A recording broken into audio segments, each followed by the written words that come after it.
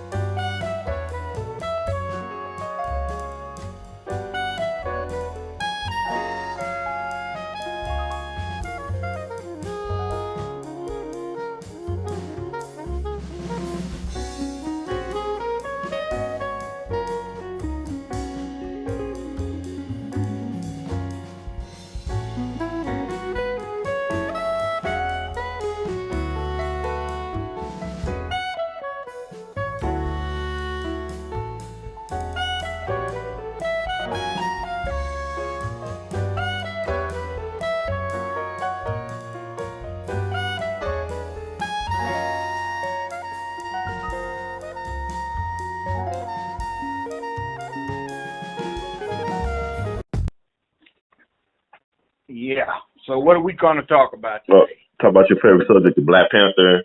About the gun stuff. Your thoughts about, I guess, the backlash from Parkland shooting with the young people marching on Washington and all this other stuff. And it's so much crap going on. Oh yeah, what happened down in Miami. Your thoughts about that bridge collapse, which was kind of weird. They said they built that thing while people were still driving on the road and all the other stuff, and they got it up on Saturday. Then the next thing you know, it's down, crushing people. Well, there's a lot of fraud that's been going on around the country in highway construction. Okay. Probably it falls over into the bridge thing too. And what that's about is to win the contract to build the road, people underbid, and what they do is they fail to essentially put in all of the foundation they're supposed to. Mm-hmm. That makes it cheaper, and that gives them a contract in perpetuity to come back and repair the things. Wow. You living here in Memphis probably have had the experience of driving down I-55. Mm-hmm. And it's bumpy, bump, bump, bump, bump, bump, bump. Right. You get past Shelby Drive, get to State Line Road, you get into Mississippi, and all of a sudden that same road is smooth. Mm-hmm. With the same 18-wheelers going over it. That's because they did not have the fraud we had that started under Ray Blanton's era here of these people putting down deficient road beds. Mm. Wow. I imagine the same thing has happened to bridges, and we've got such a thing now about cutting corners on infrastructure, whether it's people or bridges or highways, that I'm not surprised that we haven't had more accidents, really. Yeah. Think about stuff like, that what happened in Minnesota some years ago with the bridge collapsing. And people talking about I-95 on the East Coast side is really just falling apart. The road out there, I mean, it's major infrastructure.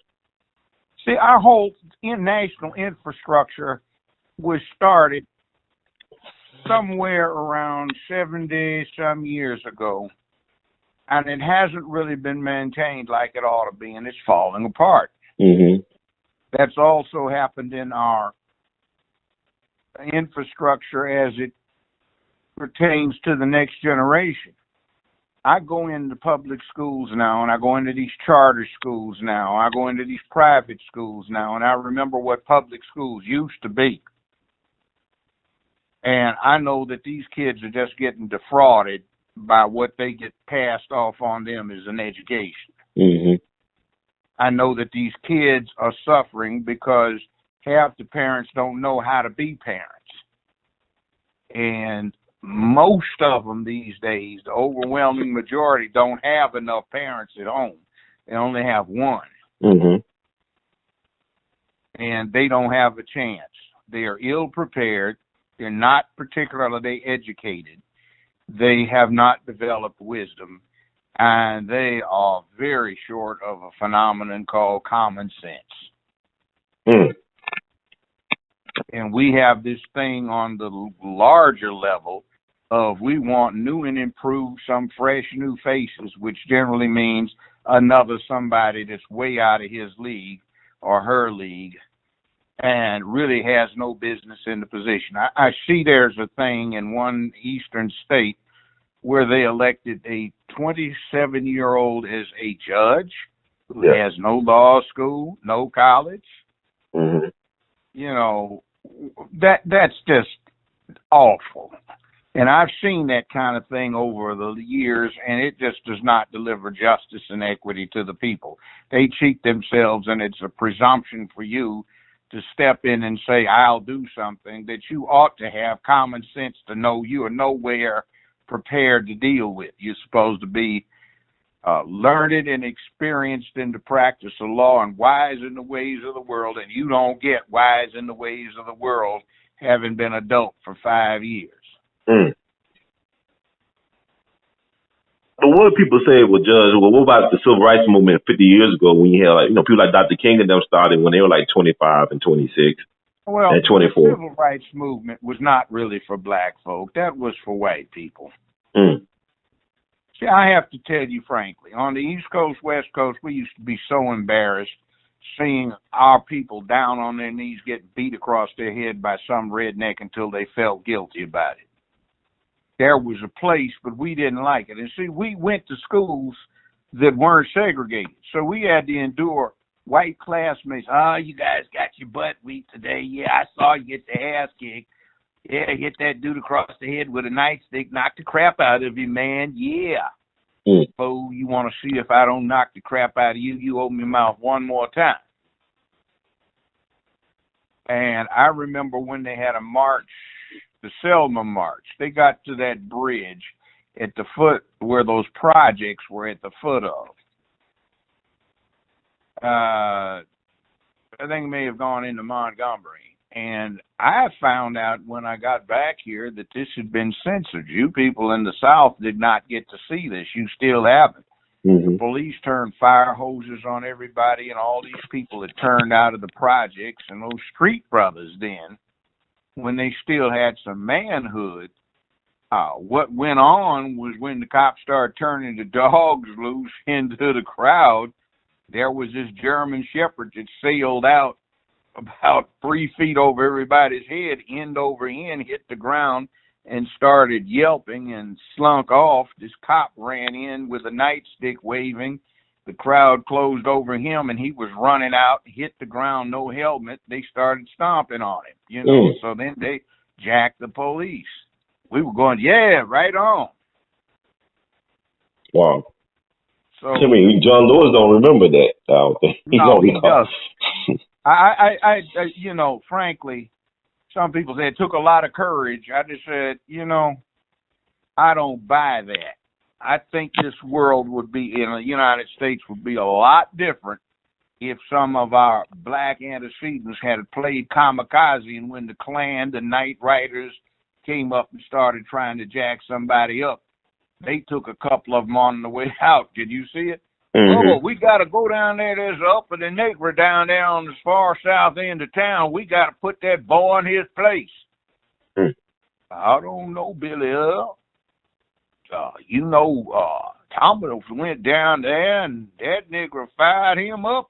And now his family ain't got nobody to feed them, you know, and they suffering and they about to get foreclosed on.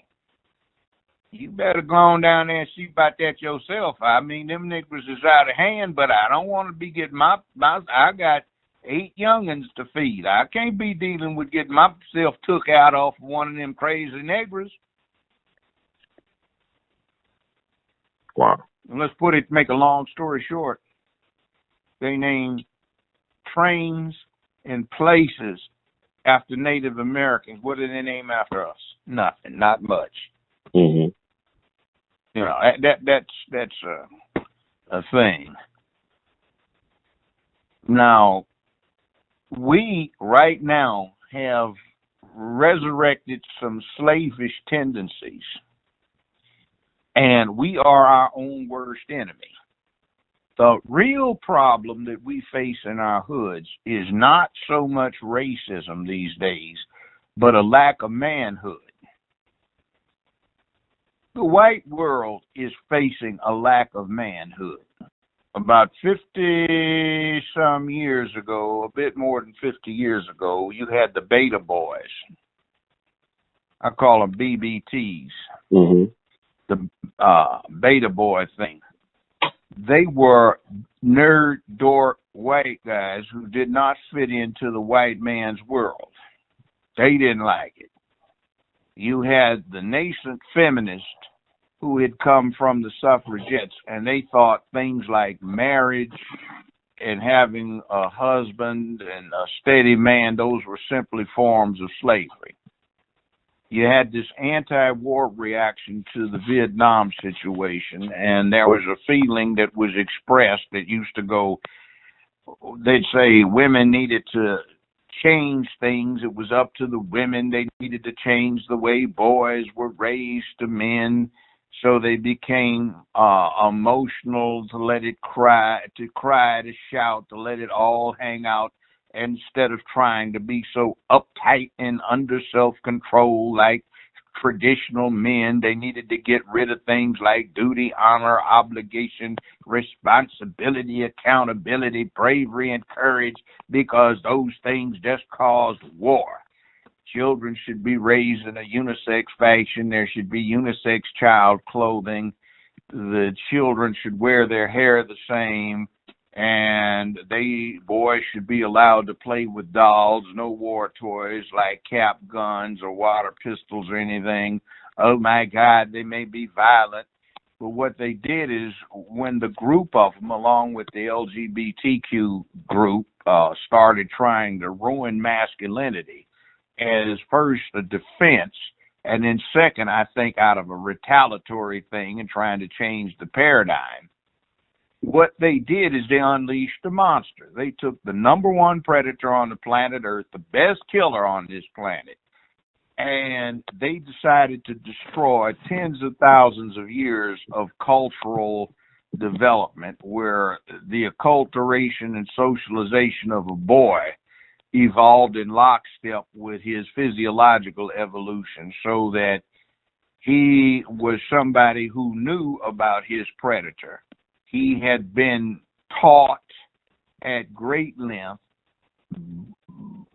brainwashed even, with the necessity of certain things that were important to be a man, so that he was under self-control. So as a matter of personal pride, he adhered to a code of conduct. That left generally men of peace for any given community, whether you're talking about a cave, village, tribe, township, an outpost, or an urban area. Mm-hmm. Now, when you take that away, that predator is out of control.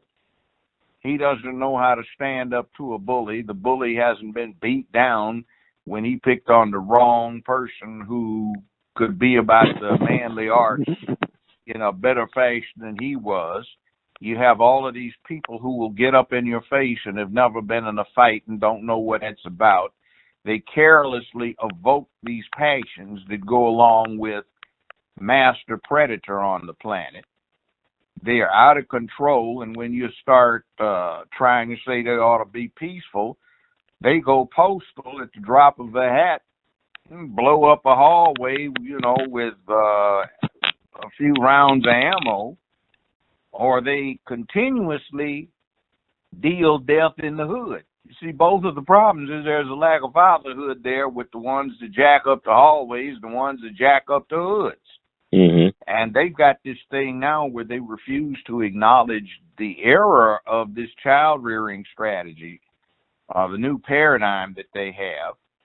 And they think that if we get rid of a 22 caliber semi-auto rifle, or some with a bump stock, and by the way, I've seen people pull revolver triggers faster than folk can shoot a bump stock semi-auto rifle. guy named Mikulik. He's a staunch shooter for Smith & Wesson. He can take a revolver and fire 8 shots on target in less than a second. Wow. And that's not, that's with his finger. I've seen people who can pull the trigger on a semi-auto shotgun faster than the action can keep up with the trigger finger, and it jams. And it's just 22. They still have 30 caliber stuff out there, some serious lightweight stuff. They're talking about, why does anyone need a military rifle? Well, up until now, every single year of the Republic's existence for the last 240 plus years, the citizenry has been able to get the standard military rifle, be it flintlock, muzzle loader, be it percussion muzzle loader, be it Springfield trapdoor, be it a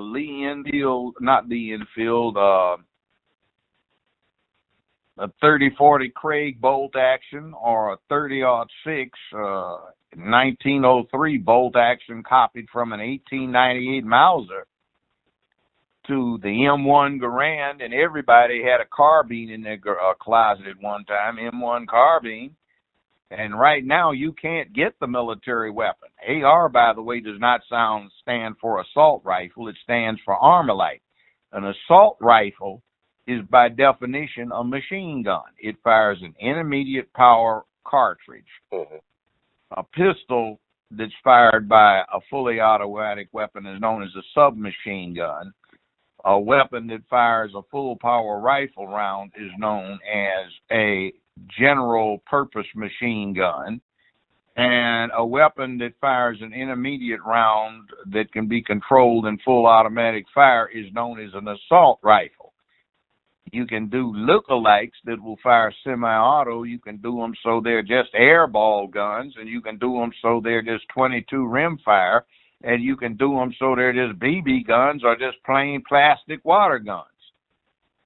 They are just lookalike, and if they don't go full auto and you can't go rock and roll with them, they're not assault rifles.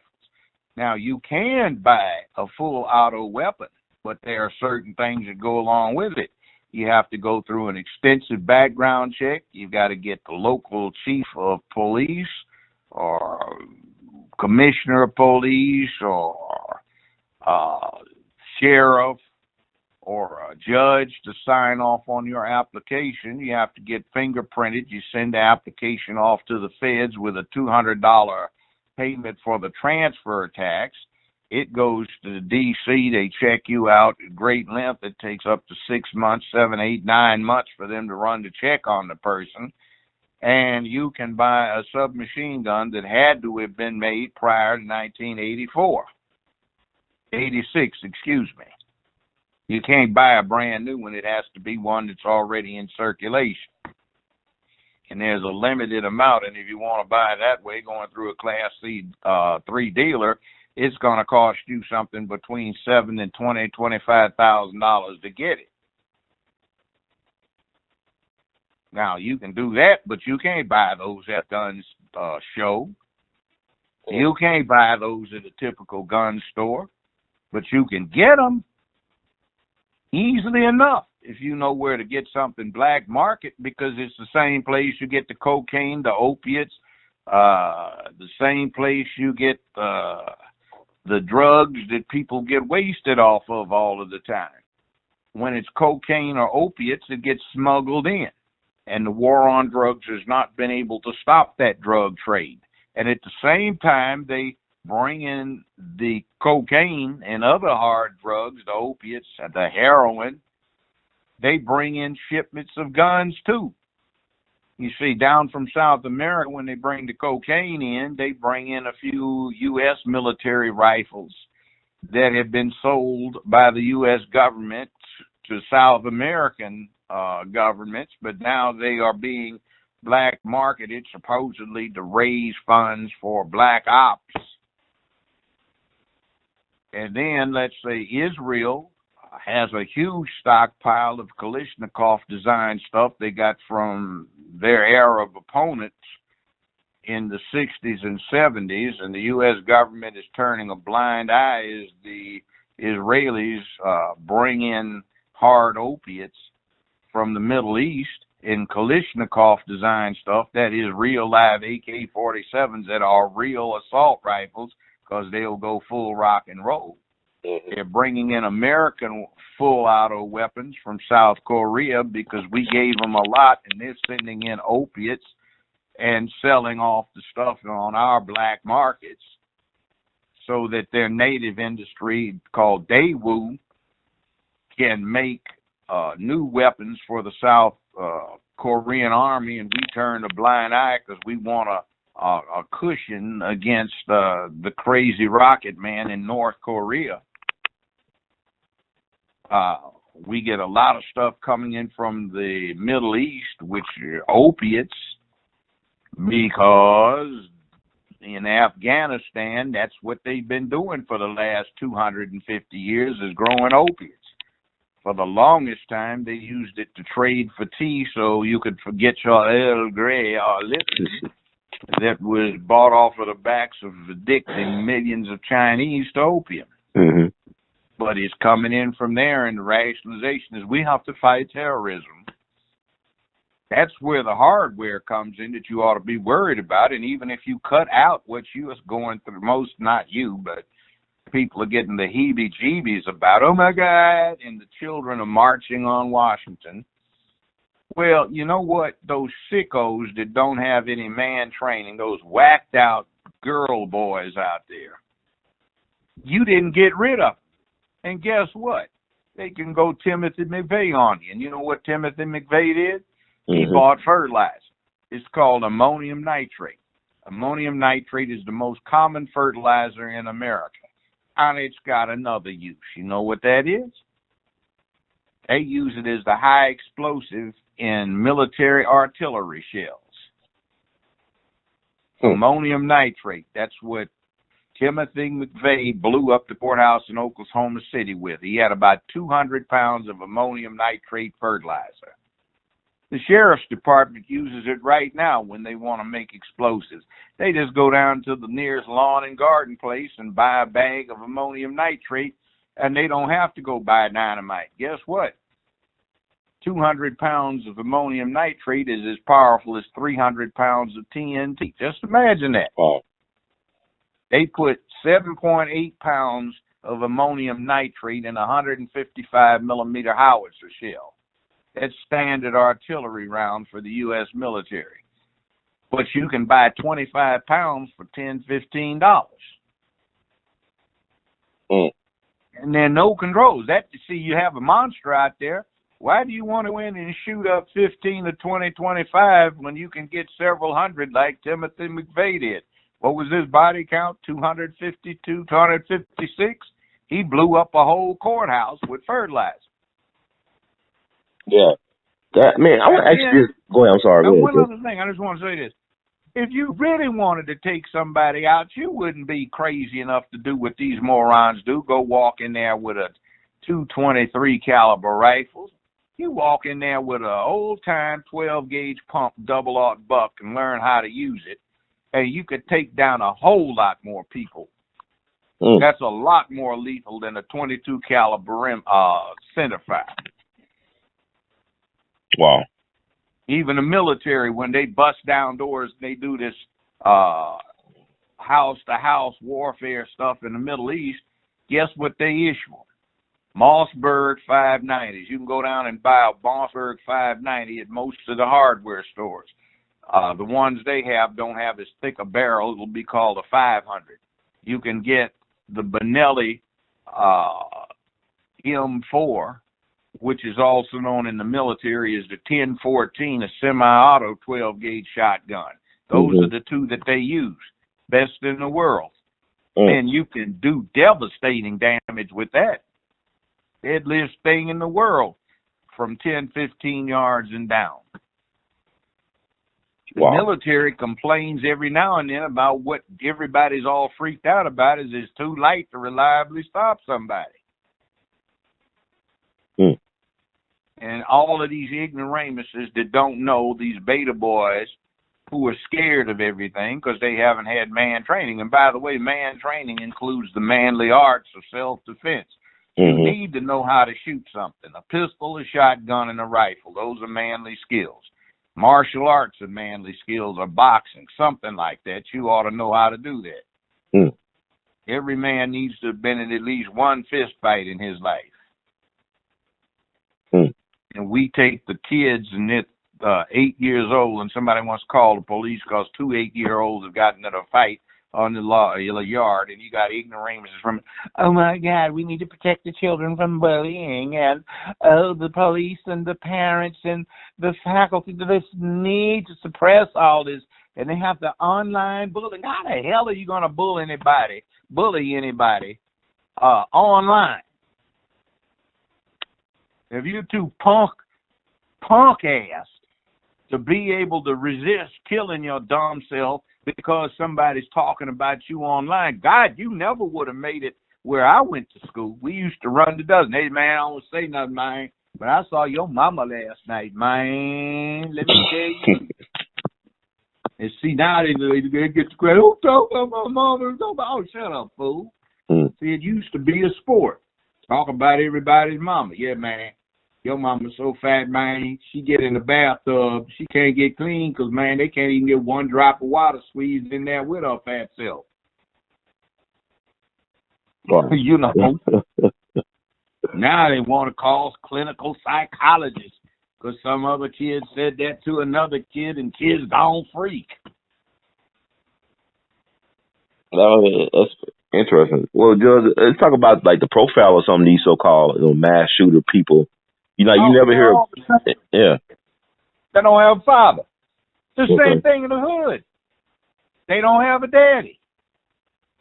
You got a problem. This isn't even black. This is American. One set of statistics I saw suggested that 80-some% of all Americans 20 years of age and under are born out of wedlock.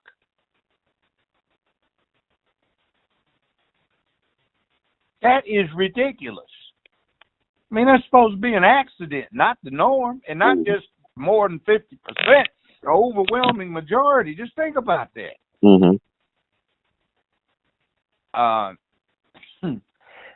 You got a situation.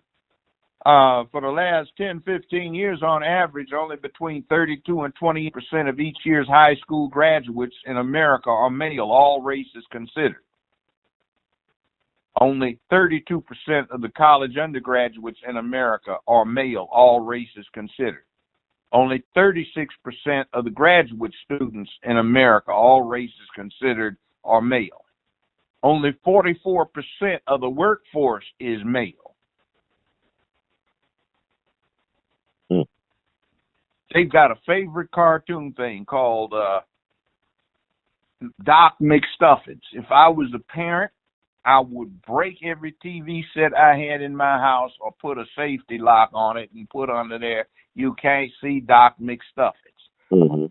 Some white lesbians came up, they produced it, directed, animated. And the chief character is a black woman with a big old butt, and she's supposed to be a physician. And she hangs around with her snooty female physician friends, and she brags about her house-drone, useless excuse for a black male that wears a frilly apron and flutters around the house all day cleaning and cooking so she won't have to worry about it intruding on her career. The Doc McStuffins is the daughter who's about 6 or 7 years old. She's got a magic necklace that makes toys and stuffed animals come to life, and she goes around the neighborhood doctoring on them when they get sick. She's got a brother a little younger than her, and they make him look like an idiot, and all the rest of the boys in the neighborhood are idiots, and only the girls in the neighborhoods can ever get anything right, and they got to look out for the boys who are just basically incompetent. And they've got a commercial on Comcast where you sit, you look at, it's a white kid, young white boy, and he's looking at Doc McStuffins. And then as soon as he falls asleep, it looks like his granddaddy flips the channel so he can look at a ball game. The kid wakes up, he changes back quickly to Doc McStuffins. You look at that Liberty Mutual Insurance commercial where my son has had a flat tire, and Liberty Mutual, late at night, they came out and changed it for him. And then you flip over to, my dad said our insurance company doesn't call that. What's the lug wrench? Is this a lug wrench? I don't know. They have a driver's license. This is two young males, and they don't know how to change a flat tire? Mm-hmm. I don't have sense to read the damn instructions to learn? That is just pathetic. And then they have two little cretins, one a girl and one a boy, hugged all up under their overbearing little mousy-looking mama, and she says, oh, I was just so busy with the children, I just couldn't get an estimate. But all I had to do with Liberty Mutual was take a picture, and they got an estimate and took care of it for me. Then you flip over to this incompetent woman who's apparently got 3 boys. One of them's got shoulder-length hair down below his shoulder blades, and she's chasing him around, and they're acting out of control. Where's your brother? Where's Charlie? Where's your brother? Where's Charlie? Charlie, where's Charlie? And then they fake it out because they got him inside the repair place, and they usually don't let anybody come in there because of insurance reasons. They have the dummy. What is it? There you are. You have insurance. You got to get okay, and you rear end somebody. No one's hurt, but there will be pain. Yeah, you dumb buddy. You don't rear end somebody. And then they got that fat butt white girl, and she says you went and did spreadsheets on picking your car, and then you hit a tree, and then they want to raise your accident premiums, your insurance premiums. It's not a matter of getting the right car. You got the wrong insurance. Yeah, fool, you can't drive and you slide off the road and hit a tree. Your insurance rates are supposed to be raised. And what about the one, humans' attention span's only 8 seconds, and the dumb bunny is fascinating that she's on, what is that thing? The voice, that's it. And the car has to stop for her so she doesn't rear end somebody. I hate those things, by the way. They set your radar detectors off. So it's just mediocrity and no manhood. It's just that commercial just says it all. Young boys out driving a car with driver's license. They have to be over 16, and they don't know how to change a flat tire and have to get somebody to do it for them. I looked at that and said, there's no hope. If I was a young person, I'd take Mandarin Chinese or Russian or something, because it sure ain't going to be English. It's going to be on top of the heap. Wow. And then here's one right here, Allegra. You got this dude jumping through a hedge. Looks like if he'd got caught, sit down in a chair, he'd be our last president getting his portrait done. Sitting off in a bush. What's the inference? He's supposed to be a bushman from Africa or something? Oh, God. And that woman, the first lady, she's got all some big long thing that looked like she got a sheet from Missy that was old and patched the holes up with some side material to get herself a quilt dress. Thought it looked fancy. That's so embarrassing. Oh, boy. Man.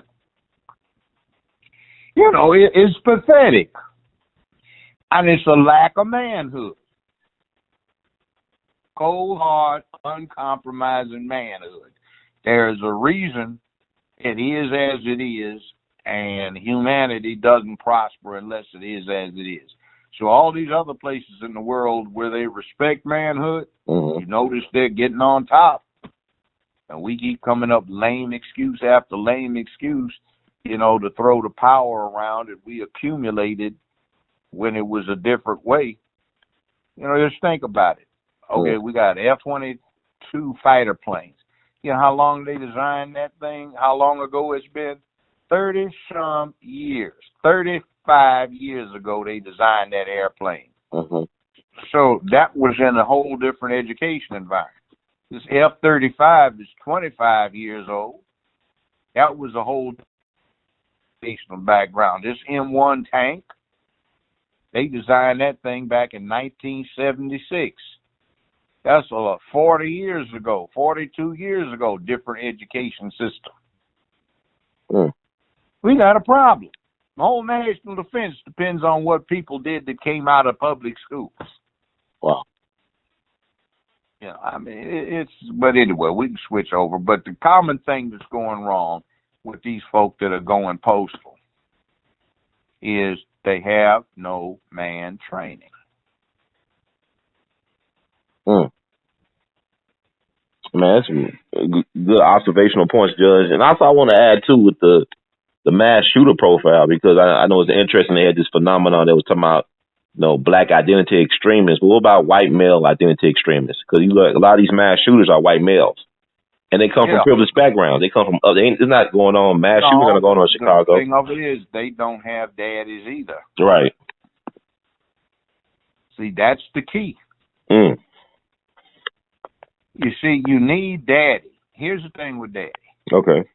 Part of the dad thing is for boys and girls. That's like you see a cub in the zoo in the natural habitat, and the lion is a formidable looking beast.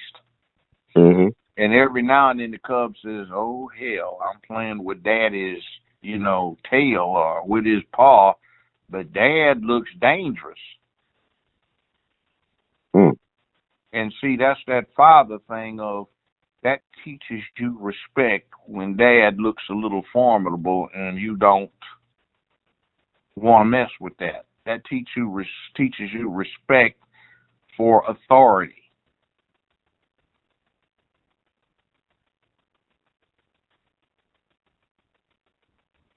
See, that's what's hacking. You go into a restaurant, a bunch of women standing or sitting around, they are not paying any attention at all to these rats that are running loose and out of control. No home training. Mm-hmm. You go into a school, you can't discipline the kids in school, and the kids have no home training.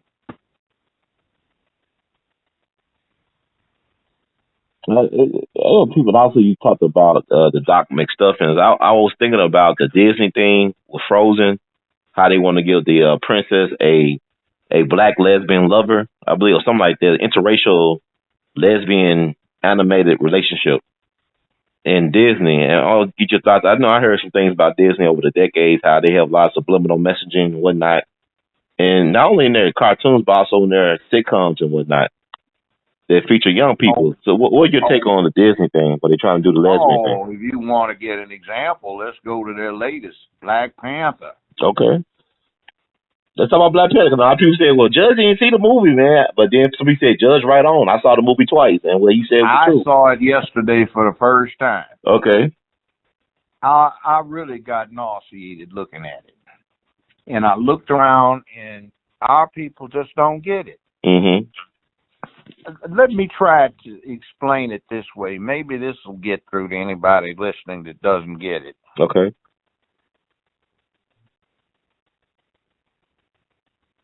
Let's say that we made some changes with the movie. Mm-hmm.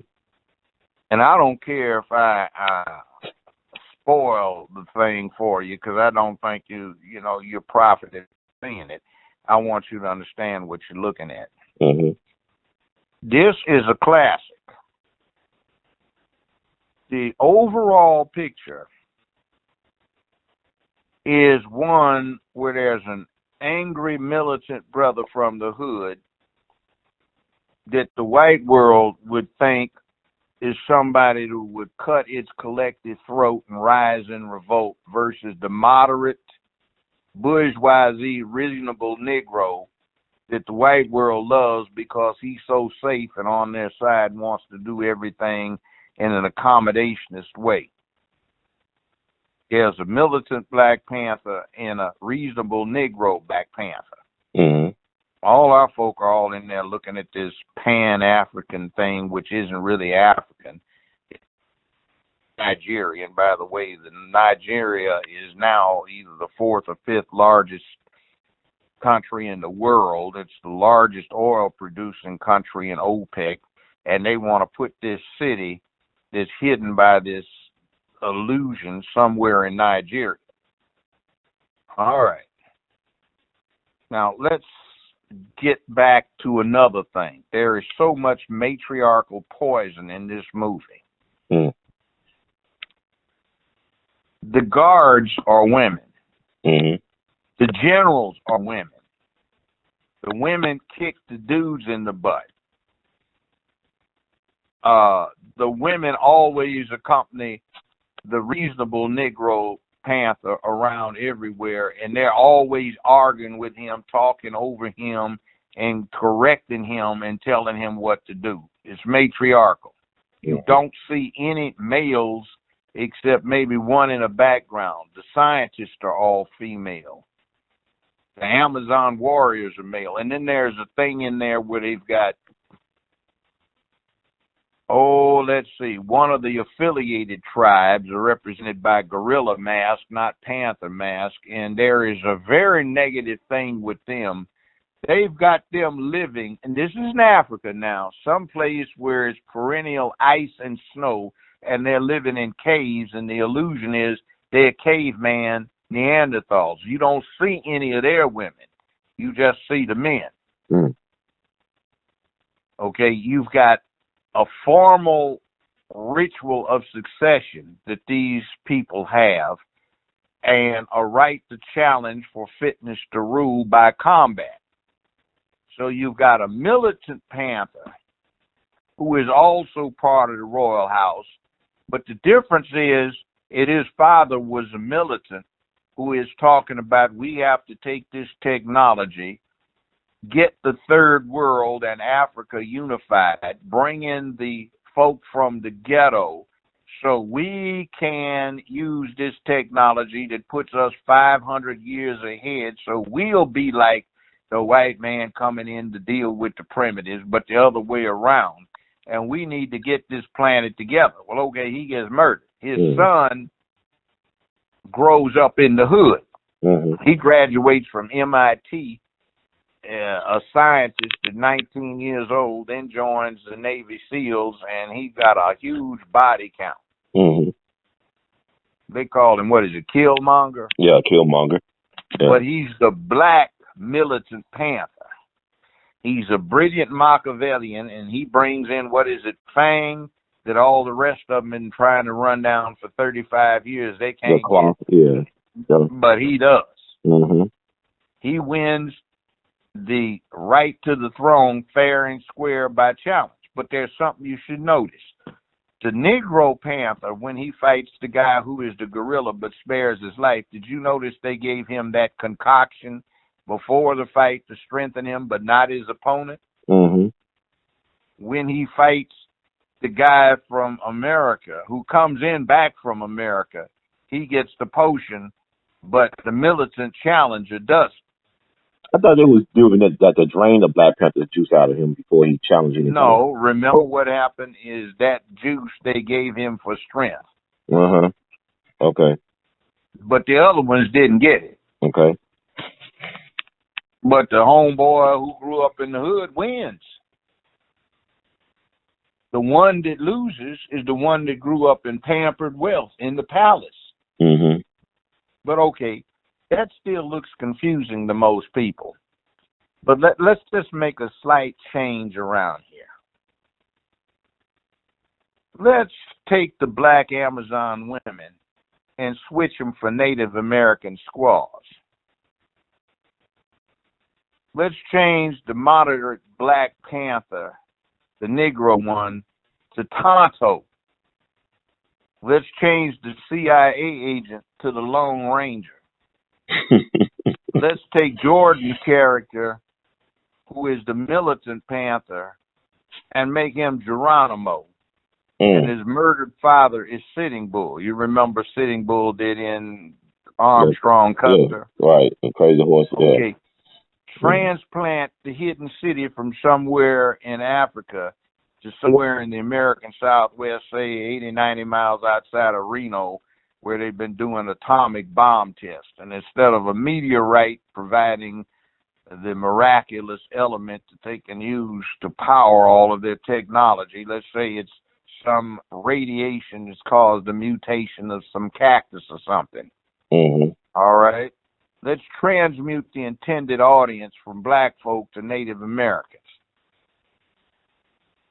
Now, just put that in your head. Right. Wow, that's powerful. Do you think the Native Americans are going to go around and throw a party and start wearing faux Native American garbs and insult and celebrate this insult? Hell no. Tonto and the Lone Ranger get away with destroying Sitting Bull and Geronimo? Man, that's powerful what you said, Judge. I think it went over people's heads. You called the Black Panther Tonto, and he was the sidekick to the Lone Ranger. Yeah. To the white CIA agent. So, I mean, that's deep. Yeah. Now, if you look at the movie that way, what do you think the Native Americans would be doing? They boycott like the Redskins. They'll boycott it. Yeah, and what are we doing? We celebrate. Like you said, we embrace it. I mean, we don't know the history of the CIA involvement in Africa. That's the problem. We don't know the history of the CIA. And you know what the irony of it is? It's brilliant propaganda. It is. It's well made. And you know what else they've done? Mm-hmm. The militant Black Panther and his murdered father are interesting because they put words in the militant father's mouth before he is murdered that come from directly. They're quotes from stuff Malcolm X said. Mm-hmm. And the things that they've got the militant Panther repeat several times are part of the actual real Black Panther Party plank. Mm. That's what they said back in the mid-'60s. So they take the real Black Panther Party words and put them in the militant, fictional Black Panther's mouth. And then they cause the audience to identify with the good Negro and root for the good Negro, taking out the person that is representative of the real Black Panther Party. Mm. Wow. And remember, the real Black Panther Party comes out of Oakland, L.A., Chicago, Louds County, down in the South, which was a predecessor with the emblem. Right. All right, let's get back to something else. The Panther that is the militant in this movie grew up where? Oakland. In the hood, right. In America. So what you're looking at is when all of these Black Americans sitting there and rah, rah, rah, rah for the African Panther who grew up in Africa, a pampered rich kid, they're down in themselves. Mm-hmm. Because the militant Panther that grew up in the hood is them. Right. But they're down in him. And then they've got all these women that march around looking like hoes on the arm of a pimp, when they get all, fancied up. Mm-hmm. And you notice how they back talk the guy, even though they call him my king, Right. They back talk him and they guard him, but already guard him, or making sure that the man doesn't get out of line. That's deep right there. I like what Killmonger did. Because a lot of people said, well, Killmonger, he choked that lady, but the lady kept on telling him she ain't going to do what he told her to do as king. And he was willing to kill one of them, too. But I'm saying, that's the difference between Killmonger and Panther. Yeah, and by the way, no, see, you got that wrong. There are two Panthers. Both of them are qualified. Mm-hmm. And both of them have on that high-tech suit. Yeah. One just has the gold teeth, and the other one's got the silver teeth. Mm-hmm. And both of them are part of the royal house and eligible to be king. And the militant Panther becomes the Panther after, in combat, ritual combat, he jacks up the good Panther. Right. So he is the Panther. But remember, one-on-one, he jacks the other one up. Mm-hmm. Throws him off the cliff. He's supposed to be dead. Right. And then, see, this is the other thing. Those winches in there, mm-hmm. they don't know that he's still clinging to life. They mutiny and create treason and go find those guerrilla guys to come in and try to back them up.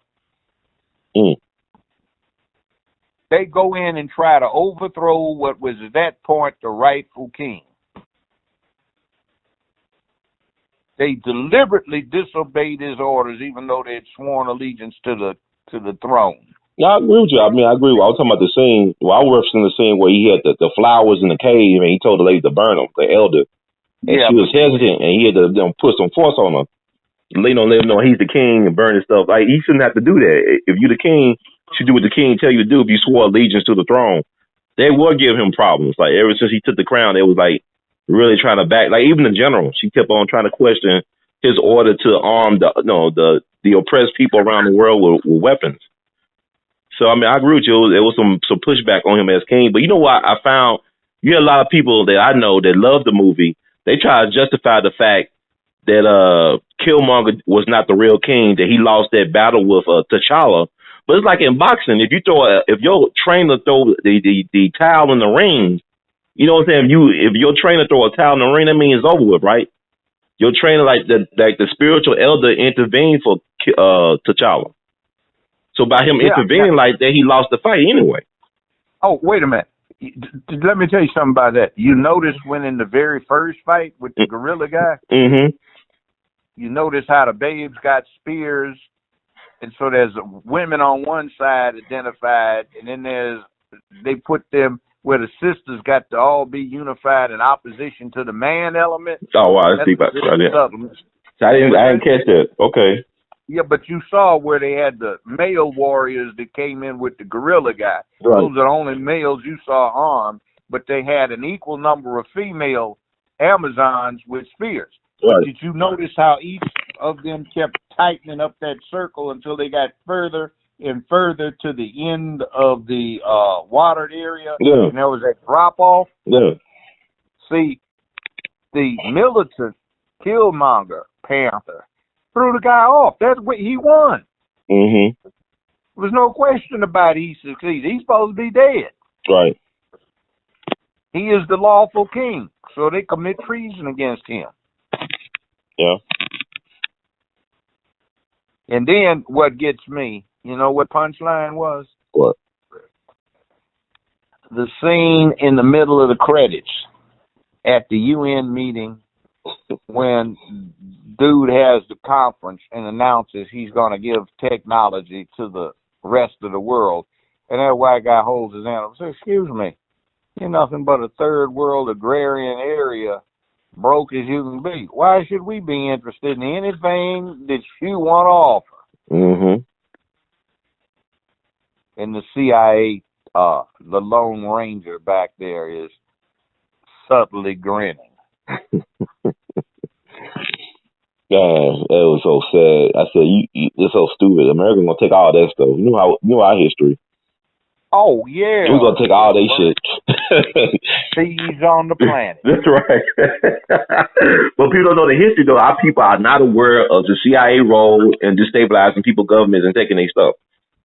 Yeah, and see the other thing, they set this in Nigeria. Remember, Nigeria is one of the fourth or fifth largest and most populated countries in the world. Okay. Now, where did they have this mysterious, non-existent city that was hiding under a veil on somebody else's sovereign territory? Now, I heard that Wakanda was set in Eastern Africa. That's what they had said near Kenya or Ethiopia. So you saying it was set in Nigeria? Wasn't Ethiopia. It was Nigeria. Okay. I mean, it's interesting. Benin and all of that. That's West Africa. Yeah, it's supposed to be it's supposed to be based on I look at the comment, supposed to be based on the Congo, where they said the Black Panther supposed to be like Patrice Lumumba, but Patrice Lumumba did not do business with the CIA. They killed him. Him and the Belgians, the CIA and the Belgians killed Patrice Lumumba. I know, but they took a lot of liberties. They mixed up East Africa with West Africa. Yeah, it's crazy. And then they supposed to be like Congo, like you said. The Wakanda supposed to be like the Congo in West Africa. It's supposed to be like West Africa because vibranium supposed to be like coltan. Coltan, where they got in our cell phones and laptops, stuff that they use from Congo, but the vibranium probably based on something like that. Okay, another little subtle thing. You know those shoes he first put on when he just has become king? He walks in the lab with sandals on, And she says, "You've got toes out. Why do you come in this way instead of with shoes?" Right. So she gives him these soles. He steps on them, and they flesh up around his feet. Mm-hmm. Did you notice them? Yeah. Yes, sir. You go down to Santa Monica Boulevard in L.A. They call that the boys' town, and those shoes are popular down there. Okay. I like for surfers and stuff like that. No, they're like popular for the boys' club. Oh, so you trying to say some agenda stuff going on? Yeah. I was making sure, Judge. Okay, wow. Now, I did this. Just getting on this whole thing, I went down a list, and it goes on for 5 pages of the wrong. Okay, war dogs. Mm-hmm. Young black folk, males, use dog or hey dog, what's happening, man? You know where they get that from? Where? From their mamas. Girlfriend, I want to tell you, you know, they ain't nothing but dogs, honey. I hear you, honey. All of them dogs. That's all they are is dogs. They just want one thing. So they use the terminology war dogs. Who do the war dogs answer to? Those women generals. They are flunkies for the babes, the Amazons. Mm-hmm. Did you notice the thing where they brought out the AR type rifles, not assault rifles, but they were Colt editions of, well, I couldn't tell if they were full auto or not, but they were M16 circa about 1982 or 3. Mm-hmm. You saw that associate the evil assault rifles with the murdered uncle. Mm-hmm. Yeah. See that? Okay. The Jordan's character, Killmonger, by the way, was probably the only kid in the projects with a father. Now, the father grew up in the palace, but he was willing in the name of revolution to go to the projects in California to try and get these people together. Do you know who he was supposed to also represent? Who? Che Guevara. Yeah, Che Guevara, yeah. Did you notice the thing about the white CIA agent looked like a dork? Mm-hmm. But he was supposed to be a combat pilot. What did they do? Did they have a black man who could pilot that holographic projected fighter? No. Couldn't find one, did they? Mm-mm. They had a white CIA agent, Lone Ranger. Right. Wow. And then it was a brilliant propaganda thing. Mm-hmm. They made it so that the audience was rooting against the brilliant Machiavellian brother. Mm-hmm. The continuous and loud association they made in the movie of righteous revolution with a selfish personal interest. And like they tried to make him evil, but, you know, that's what Lenin and Trotsky and Stalin were all about. That's what Ho Chi Minh was all about.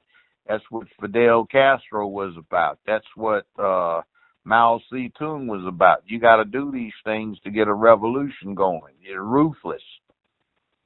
Yeah, that's the nature, right? I mean, you gotta understand how the rules of warfare. Yeah, and then what does the CIA do? They kill folk all the time. Yeah. They made him look like a righteous kind of nerdy dude. You know, the CIA agent, he said that Killmonger was one of ours. You know, he took pride in that. Like, we taught him everything he knows. Yeah, taught him. Yeah, right. He took pride in that. But you know who else he was? Who? It came out in the 60s. There was a movie and a book called The Spook Who Sat by the Door. That's right. Sam Greenlee. Yeah. Remember that one? I interviewed Sam Greenlee about it. Yeah. The Spook Who Sat by the Door. That he most definitely was. Yeah. And see, in the 60s, that was the hero of the movie. You remember that in the book? Yeah. But they made him a villain this time. But you know, there's some black folks that picked up on Killmonger, though. There's some black folks I talked to, they really sided with Killmonger. You know, I really identify more with Killmonger than T'Challa dude. Yeah, of course he did. Killmonger was cool. That was the hero. Yeah, he was. He was no villain to me. What they did is they made for all. See, you know better. I know better. But think of all these little 9, 10-year-old boys that got drug in there. Right. They don't. So they associate the righteous with villainy. Killmonger was cool, but what I couldn't stand the movie for was that they downed him, and they used a subtle little propaganda thing of associating the good guy with evil, and then taking the counter-revolutionary and making him the hero. Wow. Well, what do you think about the scene was some people said, well, he killed their sister. When Claw took their sister hostage, his girlfriend, he shot her. That's what you got to do. Right. I think she understood that. I think she understood what she did and what happened. She even apologized for it. Right. She said, I'm sorry. Well, you know, boom, you slipped up. Right. And she took it like a soldier. I'm saying, but people don't understand. Our people don't understand what it takes. But you know how people say about Malcolm X? We love Malcolm X, but we're afraid of Malcolm X. So that one line, by any means necessary. Every time I hear somebody say that, they try to clarify. I don't mean by any means. But Malcolm said by any means necessary. He didn't say, oh, about the girls over there and this about that. No, he said he really meant that. That's why they killed him. Well, see, that isn't the only source of by any means necessary. In the mid-'60s, everybody had a red book. Mao quotations from Chairman Mao. Right. And he said, by any means necessary. That's where Malcolm got that from. But they meant that, though. Like, there was no asterisk by that. But we all trying to clarify. Or we don't mean like that. There was no clarification. Yeah. And you know what else he said? What? No matter how inconvenient, one should immediately confront and correct incorrectness. Wow. No matter how impolite one seems, it is counter-revolutionary to fail to immediately correct incorrectness. So who said this? That's Mao Zedong in quotations in the Red Book. Mao Zedong's Red Book. Okay, all right, wow. And then there's another thing too. Although there was a superficial negative expressed about it, there was a subliminal reinforcement of the colonial ethos. Okay. Now, the other thing that they put in there that was really bad was a parody of the black woman's role in proving up dysfunction in the black communities and the subliminal association of the femme empowerment movement with the black female. Where were the men in there? Did you see a man inside those laboratories? I did. No. Except for T'Challa making a fool of himself. Exactly. And that one dude with a lip plate in his mouth, which was not West African, had some stuff from the other side of the continent, 4,000 miles away. Yeah, it was like confusion like that. Like it was a lot of, I mean, have you listened to any of Ryan Coogler's, the director's interviews? No, I haven't. Like they're interesting to listen to because, like, you know, it's like a lot of stuff he wasn't hip to as well. I mean, like even he was on somebody's radio, this popular radio show out in the East Coast, and they're trying to figure out the origins. They got like some of the history of the Black Panther Party wrong. Like, they couldn't really, like, you know, it's, like, weird. I mean, you did this movie, though. You from Oakland. But y'all getting some of this stuff wrong. Like, you should be better known about what you're doing. I don't know. I think he's talented, though, but. Well, see here. He has talent. They got a newbie. Okay. You see, they didn't get any of the black producers and directors who've already done a bunch of movies like Spike Lee, John Singleton, or Wesley Snipes. Yeah, Wesley Snipes would have made a great Black Panther. I think he would have made a phenomenal Black Panther back in the day. He was done back in the 90s. But see, they somebody they're building up. They want to make him a role model for young black kids. The guy that plays the Negro Black Panther. Yeah, Chadwick Boseman. May not like that, but see, that character that he played, I saw over and over in the 60s. Well, brothers, we need to be more reasonable. Perhaps our approach is a bit too strident. And maybe we need to find some common grounds with our white brethren. Would you shut up, man? Look here. They've been jacking us around for 200 some years. I ain't got time to wait on them making up their minds they're going to give us a piece of the plate. You know, we want all the action right now. And when are they going to get a black professor in this department? I want to take one, but I want somebody that's black like me teaching it. Mm-hmm. You know, see, I got that all the time back in the 60s. We all did. It's just associating Michael P. Jordan's character with villainy. Brilliant character. Well, you know what? But Chadwick Boseman did say in the interview that he thought that his character was the enemy, was the real enemy, because he was privileged and he was like unaffected by black people pain and struggle. So even he said in the interview that his character was the real enemy and not Killmonger. Well, of course it was, but he played the part. He played it well. The director could have done something I wound up having to do on the show. I wouldn't give them anything they could edit into what they wanted.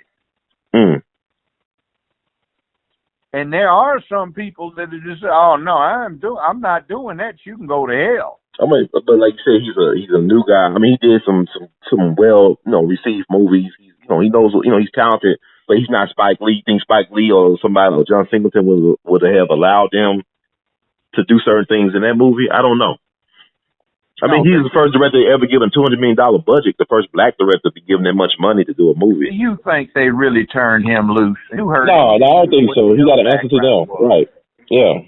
That's what I'm saying. You know, I used to have to tell him for a long time, man, look, I've been doing this for 35 years now. Will you get the hell out of my face? I know how to run a courtroom, a 4-1, or an arbitration proceeding, or a real live court. Now, when you get out of my face, you're 25 years old, you don't know what the hell you're doing. Leave. Go somewhere. And what you're trying to fix up won't go over as well as the real deal. They're tired of fake. They want real. You know, and then it's another thing, too.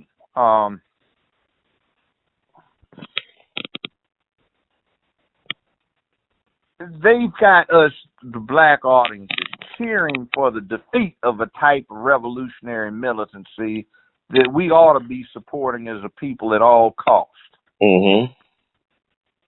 We're being, instead, it's like we've been propagandized to cheer for and ideate essentially every negative that has been historically applied to our subjugation and control. Every matriarchal, feminist abomination has been masterfully packaged to elicit audience approval and compliance. And then did you get the image of the pimp preacher? And the deacon's board. Such few blacks they had looked like a deacon board sitting up in the church pompously figuring out how they're going to split up the money. Yeah. I mean, because it's kind of weird. It's weird. Go ahead. And then 35, 40 years ago, I used to represent a lot of pimps and hoes for real. And I swear to you, they had homeboy, Moderate Panther, sure enough looked like he was a pimp stepping into the club with some of his hoes.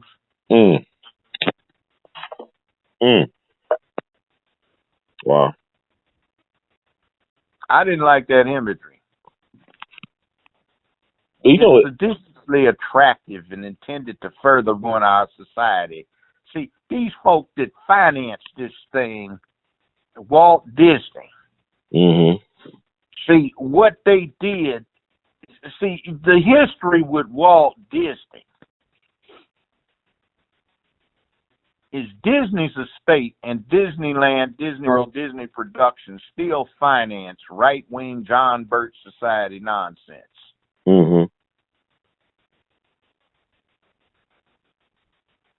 Walt Disney was a racist. Disneyland opened up in Anaheim, California in 1954. They didn't hire their first black employee until 10 years later, and I saw it. It was brother that was wearing some high-waisted black Frisco jeans, no shirt, a black vest with a red bandana tied around his head, tap dancing while he shined shoes on Main Street. Wow. 2 years later, they hired 7 people who were UCLA classmates of mine to be ticket takers. Those were the first 8 folks that they hired. And if you want to see something about Disney, look up Uncle Remus. See, Disney had that on the Mouseketeers all the time, and on Disney came on for an hour on Wednesday night. And Uncle Remus was a slave, and it was a real person, an actor. And they had cartoon animals in there, animated. And the theme is that our niggers are happy being slaves, and these Union folk are invading the South trying to take their happy-go-lucky life away from them. That was the theme of Uncle Remus. And they had rabbits, Burr Rabbit, and all the rest of them. They were jumping around and singing zippity-doo-dah, zippity-day. My, oh, my, what a wonderful day. Plenty of sunshine heading my way, and Uncle Remus would be just strolling along, jitterbugging, while he was such a happy slave. He won an Oscar for that role, too. The guy who played Uncle Remus won an Oscar for that. Yeah, and then you have to get the context of why did they give the Marvel thing to Disney instead of Paramount? That's because Disney got a $680 million judgment taken against them for punitive damages. That judgment was what the appellate court awarded. The Supreme Court said, we approve the judgment. That's it. Walt Disney's going broke. So everybody chips in to save Disney from the consequences of their wrongdoing.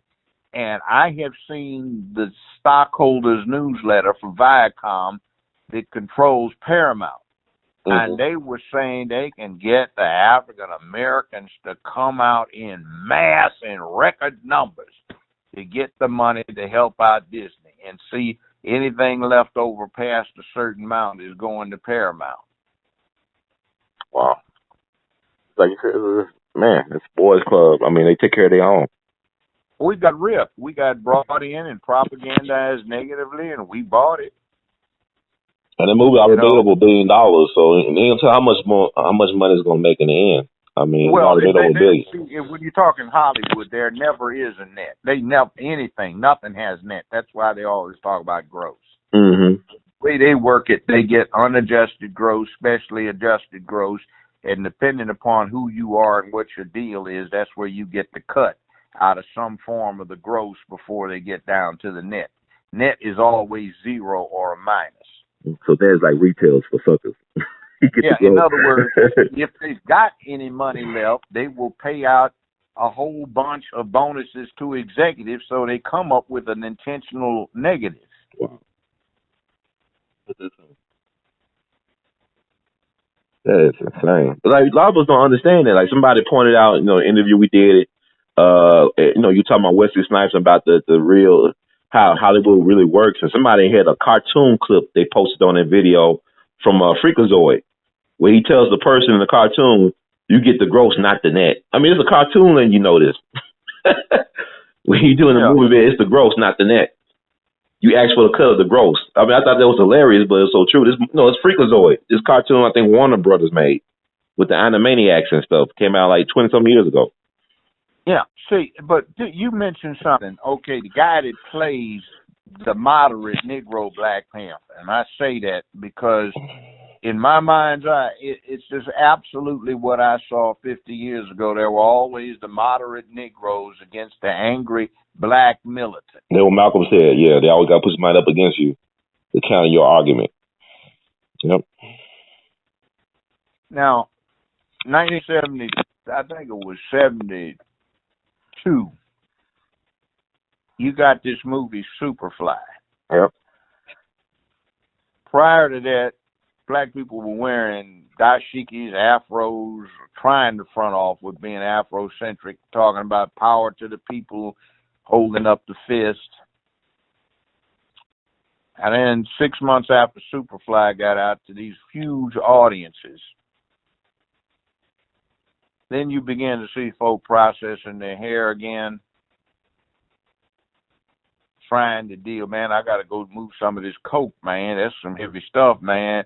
That's the thing, man. You know, hey, money to be made, ladies to be played, gold to be worn, you know.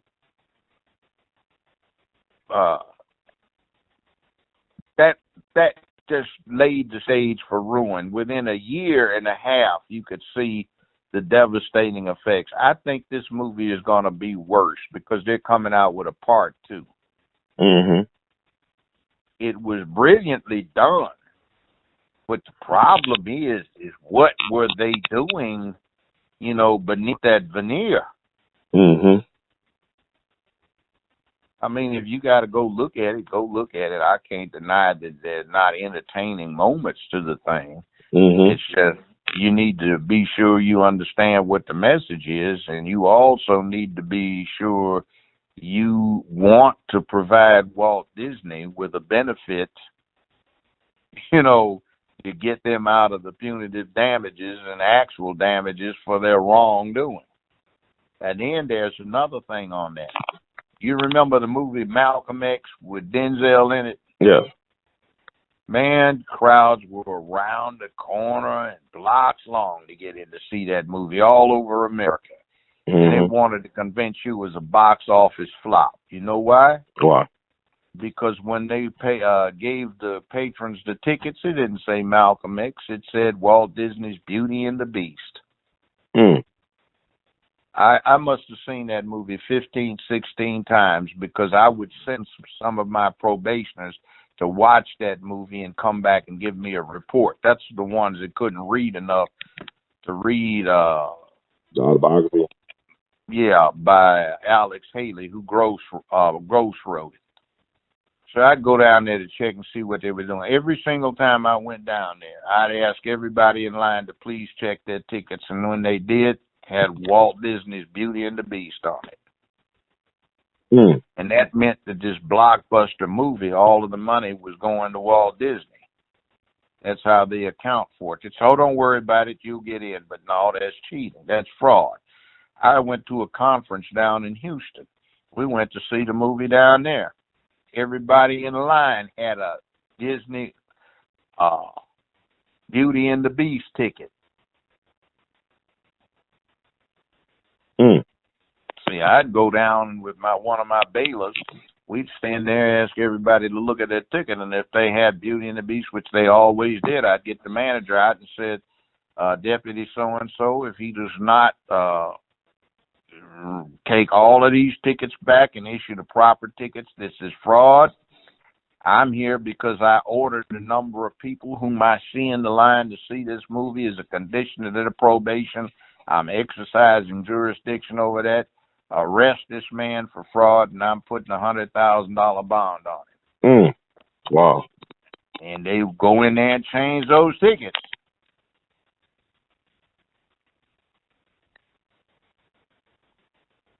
The movie, one of the movies was worst offender. Well, every time I went there, they did it. Was this one that used to be on Highland and Poplar in Memphis? It's closed now. Yeah, that's why I saw Malcolm X. Yeah, we saw it. We saw it back in the early 90s. Yeah. So they was actually doing that. I didn't pay attention to my ticket at the time, like maybe 11 or 12 years old. I didn't pay attention to it. But that's where we saw the movie at. We had a large group of people see the movie at that theater. Yeah, that's the thing. It was what was going on. But I bet you if you had looked, you would have had a Disney Beauty and the Beast ticket.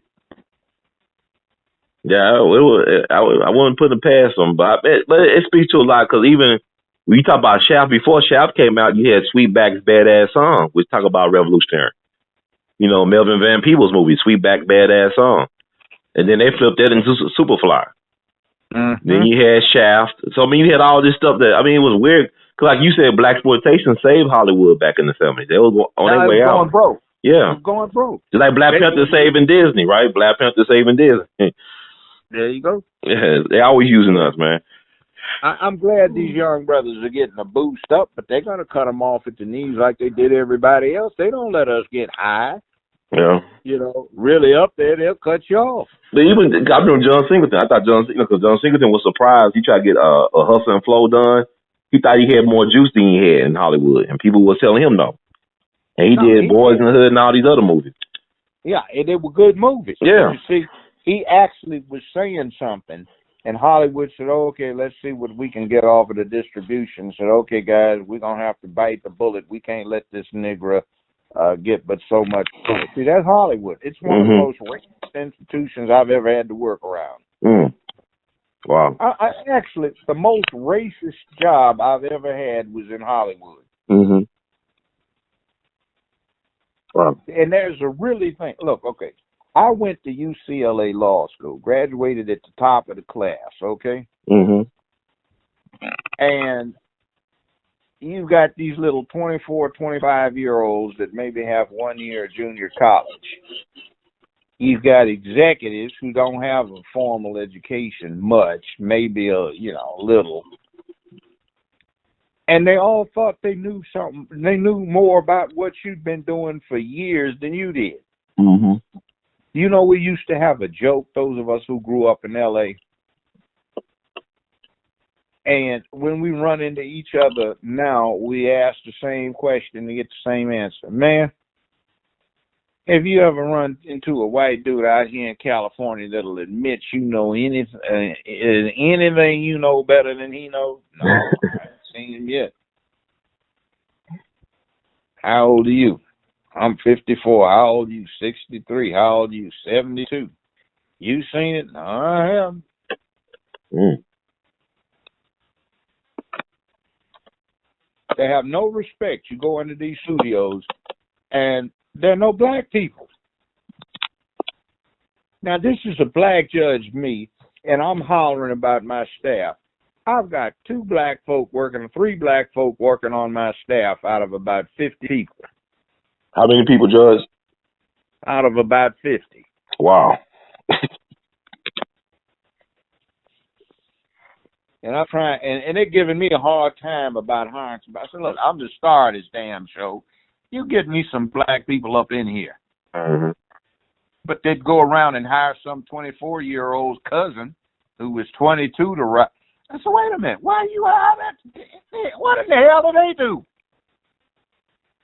They're expendable. I'm the star. I'm your #1 grossing show. So you want to go in and let your little 25-year-old get somebody hired, and I can't even get, not just because I know them, but because they would help this operation out. You don't listen to me?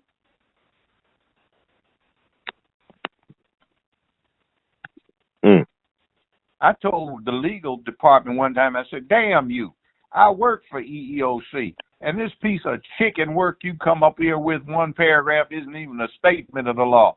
You tell me this crap, you better do some damn work.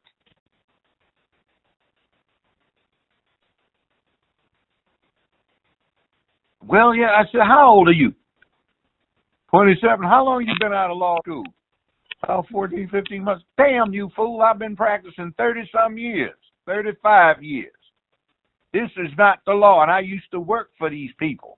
And they want to argue with you. I had to go over to the legal department. These little bozos overlooked the fact that they had a thing they'd already taped and done that their predecessors were done, with 2-hour course that they made all of the executives take online. Here it is right here.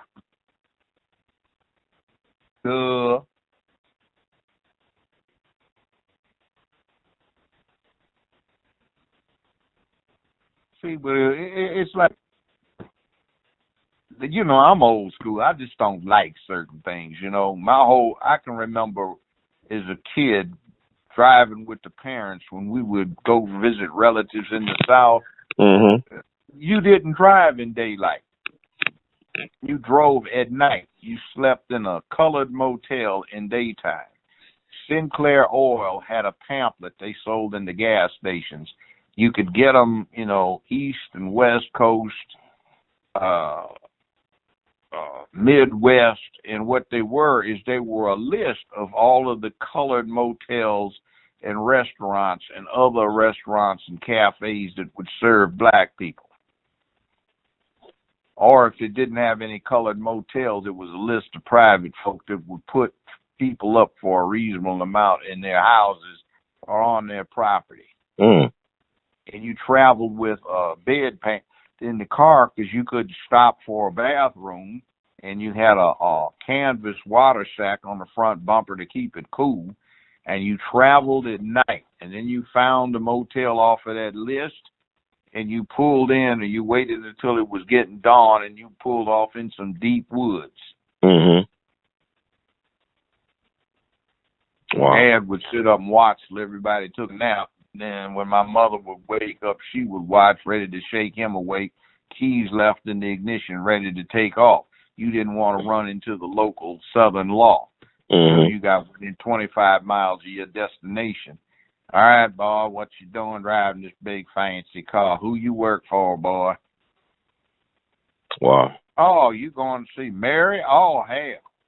You one of her kinfolk? That's all right then. You going down here. Officer Tompkins going to stop you a few miles up. You tell him you've already talked to Officer Jackson. It'll be all right. Yeah, Mary used to come clean up our place all the time. She good colored. Mm-hmm. See, that was a reality. Mm. Wow. See, and I remember that. I can remember bricks got thrown at the car, and I can remember on one occasion when that civil rights stuff was going down in the late 50s, we got shot at 2 or 3 times. Mm-hmm. I remember one, 38s I found out don't go through windshields too well because one of them ricocheted off the front windshield and it wound up falling onto the hood. Didn't crack the window at all, but it hit it. Wow. Yeah, it was interesting stuff. Interesting stories. I forget about most of them, but it is what it is. Right. So it's like when you grow up looking at this stuff, you can see you were there for the evolution.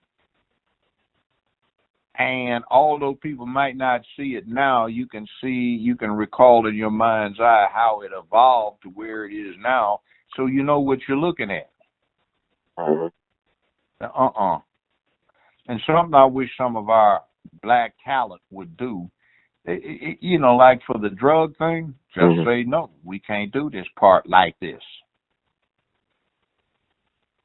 And that's another thing that's strange. CDs have these, and Blu-ray, they have these, DVDs have these, what is it, the director's cut? Right. Where the director says, I know they didn't cut it like I wanted it. This is the way I would have cut it. Mm-hmm. But they don't let us have much control. And what you're saying about the director and the huge budget he had, you can bet somebody was breathing down his neck. They had all kinds of executives present on the set at all times. Mm-hmm. And you can bet he didn't have much control over the editing. That's messed up, because I don't see them doing this to somebody like Spielberg or Lucas who have that type of problem, or Coppola. No. Mm.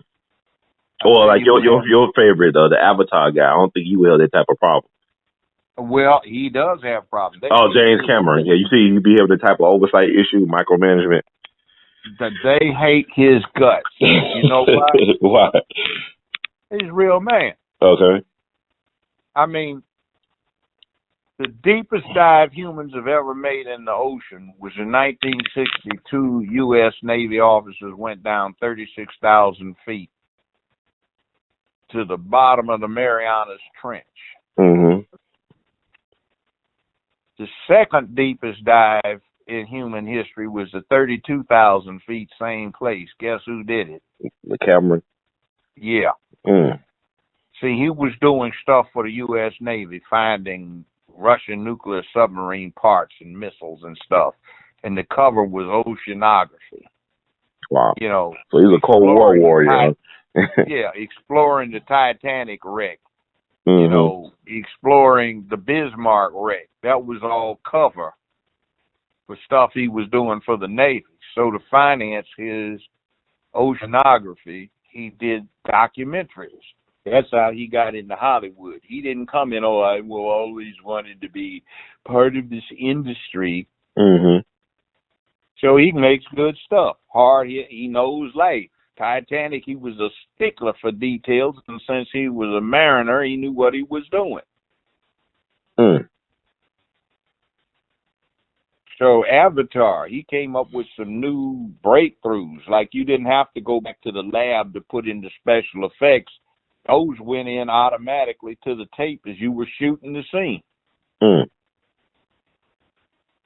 You know, Wow. it was like you did the scene and they'd have a screen where one half of it is what you're looking at on the set, and the other half you're looking at the jungle on this planet at the same time they're shooting it.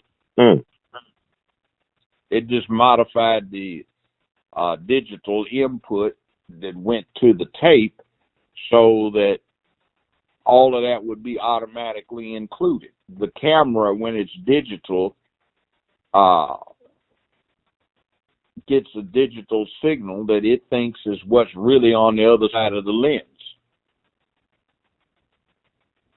But he did it. They hated him. I mean, he had a wife that divorced him when she decided to go to the dark side, you know, and she had one of the lousiest war movies I've ever seen. It was called Hurt Locker. One movie of the year. Yeah. Avatar for Best Picture of the year. So what did they do? Did they give the all-time highest grossing movie in motion picture history the movie of the year? No. They gave it to Avatar. That didn't even last a week before it went Blu-ray and DVD. That's playing it now on Comcast. Nobody looks at it because it's a lousy movie. But they rewarded her because she went to the other side. Yeah. You see Avatar, it's on somewhere right now playing somewhere in the world, Avatar. Yeah. And they've got an Avatar 2 coming up, and I know that's going to be a hell of a movie. It'll probably be so he takes his time making these masterpieces. Huh? He take his time. He wait for the technology to catch up with him. That's how he does it. Yeah. Mm. Wow. See, he's a detail man, and he's got another day job, which is doing that thing down underwater. Uh-huh. Wow. That's something to be known. But like, so basically, man, so like you think, okay, The Wrinkle in Time, the Ava DuVernay, her movie was number 2 behind the Panther. They said that's the first time 2 black directors had the number 1, number two spots in the box office. What was the movie? A Wrinkle in Time, made by Disney. You know, Ava DuVernay, she was director with Oprah. Walt Disney, they put all into it to get the colored people out, so they needed the money. Wow, boy. Do you know what the highest grossing city was for the movie? Well, Black Panther was Memphis. Yes. Mm-hmm. And remember, that's higher gross than Los Angeles, New York, Chicago, Dallas, Atlanta, all the places. Detroit. Yeah. Oh, look at all that buying power. Yeah. And then look, if you went to the parking lot, it was packed at the Paradiso. Number 1 grossing theater in America on that. Paradiso. And we bought out the shows 2 and 3 weeks in advance because we wanted to have all these parties. That's crazy. And then they went and spent up all this money with faux Afrocentric clothes. Mm-hmm. Somebody made a lot of money on it. Yeah. It's not the highest grossing movie of all time by any stretch of the imagination, but it's the highest grossing for 2018 so far. And it will be very comfortable, and considering what they put into it, it will make a lot of money. Yeah. That's even with bootlegging and stuff, they made $1 billion. And then, by the way, do you notice where they shot it? The Tyler Perry Studios? They didn't go to Africa. Mm. They shot it in Canada. Okay. And in the U.S. Mm-hmm. They didn't even go to the scene. That's low budget. Mm. The special effects. They were good.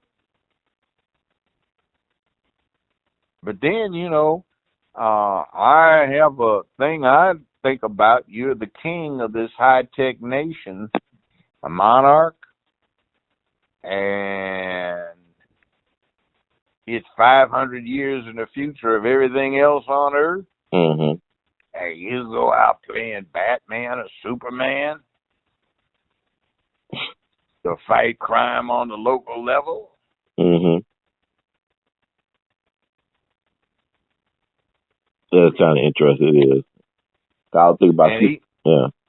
And remember, Batman, who is the wealthy Bruce Wayne, where does he fight crime? Where he lives. Right.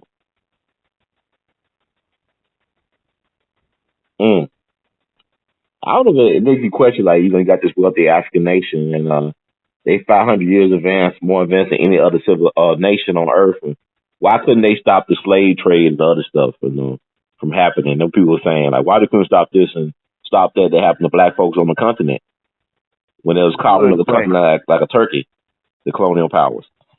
Good question. Mm-hmm.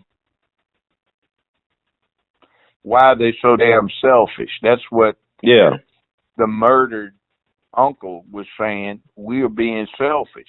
We have all this technology. We have an obligation to the rest of the third world and all the decent people on this planet to straighten this up. Yeah. I just can't imagine them sharing it with the CIA and United States government. They're going to be treated as equals. They're going to surpass them. They're going to reverse technology, that stuff, like they do UFOs, and go somewhere else with it. And now we be doing business. In front of the UN committee and says we're going to donate our technology. That's so stupid. You folk, are we interested? Mm-hmm. Wow. I mean, the weaponry they had, the flying devices they had, the cloaking devices they had, they could rule the world. That was Killmonger trying to tell them, no, we don't want to hear that. You were outsider. But the CIA agent and the white wolf could come in and everybody be okay with it. Yeah, he's not a member of the royal house. He's not a member of the royal family. I mean, royal blood. His daddy was a prince. I'm talking about the white guy. Oh, yeah, but yeah, they accept the white guys. They bring in all the white guys. And like, it also said they were trying to push some interracial dating stuff at the end, too, with the white wolf and the Princess Suri. But they got some swirling stuff going on. Yeah. But it's funny how these agendas, man, like you talking about the big stuff, and I mean all this stuff. You can't let your kids be raised by TV. You can't just sit your kids in front of the TV and expect them to be okay. I mean, what people do. You see another thing too. You know that ancestry DNA stuff where they do your DNA thing. Yeah. I think it is a very stupid commercial when that woman gets up. Oh, it's the most important hat I own. And I say, I got 2% more Nigerian in me than you do. So get over it. Right. You know, but I got offended because of that it was centered in Nigeria. They were talking about Benin and the Juice Plateau and the Knox civilization and all this other stuff. I was saying, hey, you faking it because you're getting the details wrong. Mm-hmm. Wow. And then that thing about the Black Panther Party, that just got me peeved. You know, like, oh, man, you going to take... This was the Black Panther Party mantra that Killmonger was uttering, you know, and you down it, and the movie's called Black Panther. And you've got all of these, you know, secondhand allusions to the Black Panthers. Mm-hmm. I mean, it's a game, man. I just, like, you know, it's sad. I would hope that it would encourage folks to do their own research, you know, after seeing a movie like that, but I don't know. People don't see it because I studied propaganda when I was in college. Mm-hmm. And what I find interesting is how well they did it this time. You caused the audience to be so distracted with something that they do not pay attention to, but they become particularly susceptible to a subliminal message, which is your propaganda purpose. You also cause them to identify with something you find in your best interest. And when they identify with that, they down something that's actually in their best interest. Yeah. Well done movie. What's Mm-hmm. his brother played in? He's been that gay savant for Gods of Egypt. He's been Jackie Robinson. He's been James Brown. He's been Thurgood Marshall, and he's been the Black Panther. Right. That's something. That's an interesting resume right there. Yeah, but bottom line is which one is the public going to take seriously? I mean, yeah. Have you noticed, if you go back in your mind, when you think of certain actors, you don't think of the part they played. You think of what they're supposed to be. You know, Al Pacino. Hey, you want to say hello to my little friend? Never ask me what I do again. Tell Michael it was only business. He understands. Nothing personal. He understands. You know, you think of him as a gangster, don't you? Right. I mean, yeah, definitely. Not just the newest Godfather in that Godfather series, but also is Scarface and say hello to my little friend. Oh, definitely Scarface. You talking about somebody like the equivalent to Superfly for black people. Scarface. Yeah. But then Carlito's way, Carlito. Yeah. Yeah. You see what you associate him with? Mm-hmm. So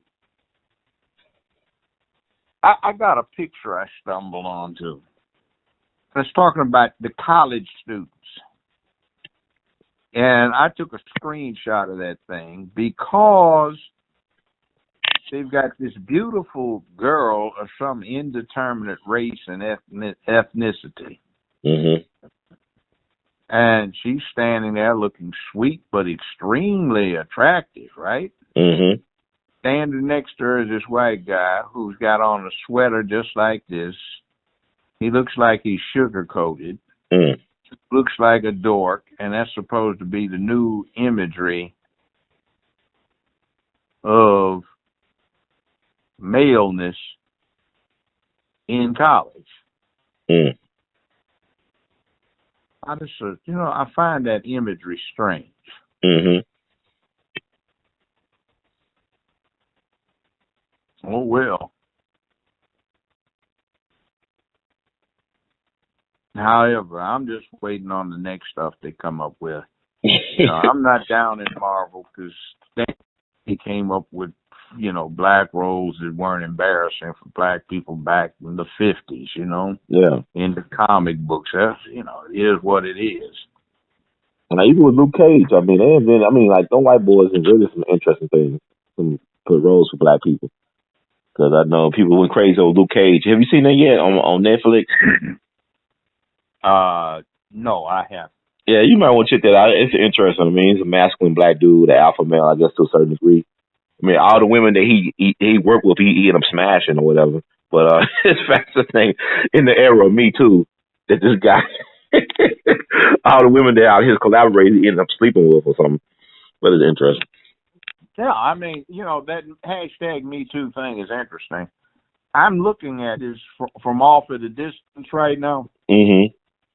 And if I was somebody young, you couldn't get me to train women on a job because of that hashtag thing. Yeah, I wouldn't work with one on a job because of that hashtag Me Too thing. Mm-hmm. I was a Boy Scout and Cub Scout master for a long time. You couldn't get me into scouting now that they put little girls in there. I'm not going to get caught overnight as the only adult being a male with a bunch of little girls. No way. I'm no fool. Right.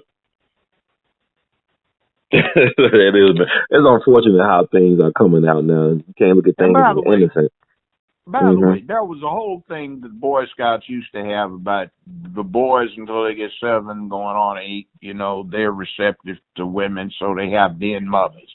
Then after that, they want to make it exclusively masculine, so boys are starting to get very receptive to masculine influence by the time they get 8. So the idea is to toughen the boys up, give them man training. Mm-hmm. You can't do that in an environment with a bunch of little girls around. Mm. So now they invited girls into the Boy Scouts. What happened to the Browns and the Girl Scouts? Mm-hmm. Wasn't that enough? Wow. Yeah, well, why would they want to cross? You got the Girl Scouts. They make some wonderful cookies. Why would they want to cross over to the Boy Scouts? Yeah, the cookies are good. Yeah. Those chocolate mint cookies are pretty tough, you know. Oh, yeah, I like them. That's one of my favorites. But what do you think about, okay, you look at the WNBA. I mean, I don't even look at women's basketball. I'm going to be honest with you. I'm not excited about women's basketball. But the fact that it still continues, but it's not getting a lot of attendance, my understanding, it's not very popular. No, Like you it's look not. at the NBA. I mean, it's something about, I really look at the men play basketball than the women. I know it's kind Yeah, of well, I awful. even look at that. I can't tell the boys from the girls from the rear. Yeah, I heard about it. I want to ask you about that. It was a WNBA star that came out recently talking about how her experience. 98% of women are lesbians. Yeah, she was talking about she was heterosexual. Yeah, she was heterosexual, but she felt like she was being targeted by the league for being heterosexual. Yeah, she said they used to trip her, deliberately punch elbows into her. Yeah. I got that same kind of thing when I was out in Hollywood about that. Mm-hmm. Let me read you a letter to show you what that side of things is about. Okay.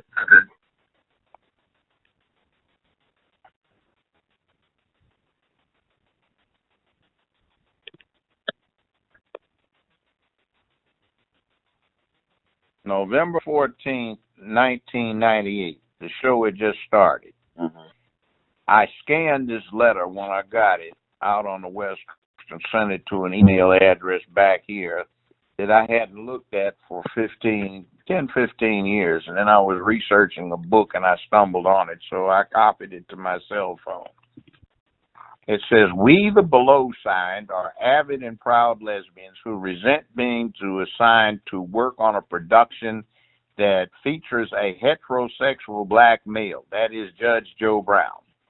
We feel that such an assignment is particularly insulting because black men are such atavistic abusers of women. If we simply must be assigned to work on a production featuring someone of his race and gender, please note that there are so many nice gay African American men that we could have been assigned to work with instead. Though many of us have been long in this industry, none of us have ever had to suffer the indignity of working around a heterosexual black male before, and we think our current assignment is extremely unfair. We find this so-called judge's voice to be deep, intimidating, and offensive to our ears. It grates on our senses, and we can barely tolerate it. His way of carrying himself is so overtly mannish that it causes us to be fearful, and combined with his voice and brazen way of making eye contact, he is insufferable. All of this is compounded by the way he squints and is extremely repugnant to us. We also find his habit of regularly opening doors for women to be a vicious slur on the integrity and capability of proud womanhood. His posturing as a so-called Southern gentleman is simply the basest of slurs on feminism, because that whole attitude of gentility is postulated and premised on the inferiority of women. Such hypocritical deference as they claim to affect is predicated on a presumption of our intrinsic inferiority. His habit of always wearing expensive suits, shirts, and ties we find to be disgustingly pretentious and demeaning and in keeping with pretensions of gentility. We therefore demand that he be severely reprimanded for his chauvinistic insensitivity or be terminated. At the very least, he should be kept off the lot unless absolutely necessary in order to minimize our exposure to this offensive male creature. We further demand that we be spared the repugnant necessity and indignity of working with him or any other black males who are heterosexual." Wow. Now, that's about the most insulting thing I've ever had in my life. I had just been out there 2 or 3 months. The show had started. And that's what I had to deal with almost every time I went in the studio for 15 years. Mm. And, you know, I just said, you can go to hell. I'm not going to stop opening doors for women. I don't know whether I'm running into one of you or some woman who would appreciate it. By the way, if you don't like it, please wear a sign around your neck when you're around here. I am the boss, so to speak. So drop dead. Mm-hmm. But you see, that's the kind of atmosphere. But that doesn't get played. But that's Hollywood. You notice some of them have been in the industry for 30, 35 years, and they never had to work around a straight black man. You notice they call us straight black males, but nice homosexual black men. Mm. Anyway, and people are fighting. I mean, that brings me to another point. I know we talked about Terry Crews on the show, but also the recent developments in the story, like where the DA said they know they could prove that Adam Bennett touched him, the super agent, but at the same time, statute of limitations ran out. And also the fact they said something to the effect that because there was no, I guess, reaction towards the incident, like, I guess, I don't know, but it was some type of technicality. I just want to get your point of view on that. Like, they threw the case out. See, it's like this. Okay, one, making the complaint is kind of a punk out thing anyway. What he should have done is busted him right in his jaw. Mm. I know some people that were making it big in Hollywood, and somebody tried to do that, didn't even come up that way, busting them across the head. They got blackballed, waited some years later, and came back in, but that is what they did. Mm-hmm. But does it also say the fact? I mean, you got some people that have been abused, men by women and men. You have some victims of who have been abused by people. Do you think that this will stop them from coming forward? You know, I'm looking at right now. I'm 70 years old. Anybody did that to me, I'm punching them in their mouth. Right. And claiming temporary insanity. And no question about it. I just think it's interesting. Like, there's no country for black men. It's like there's no place for a hetero black male to be able to succeed. There are very few that work in that industry. Yeah, that's what I'm getting. That's what I'm looking at. I just don't see how you can make it as a straight black man in Hollywood.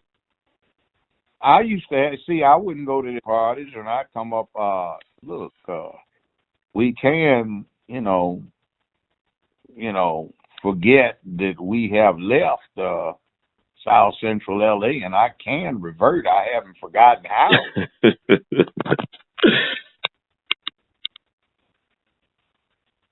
He's frightening. Yeah, that's the point.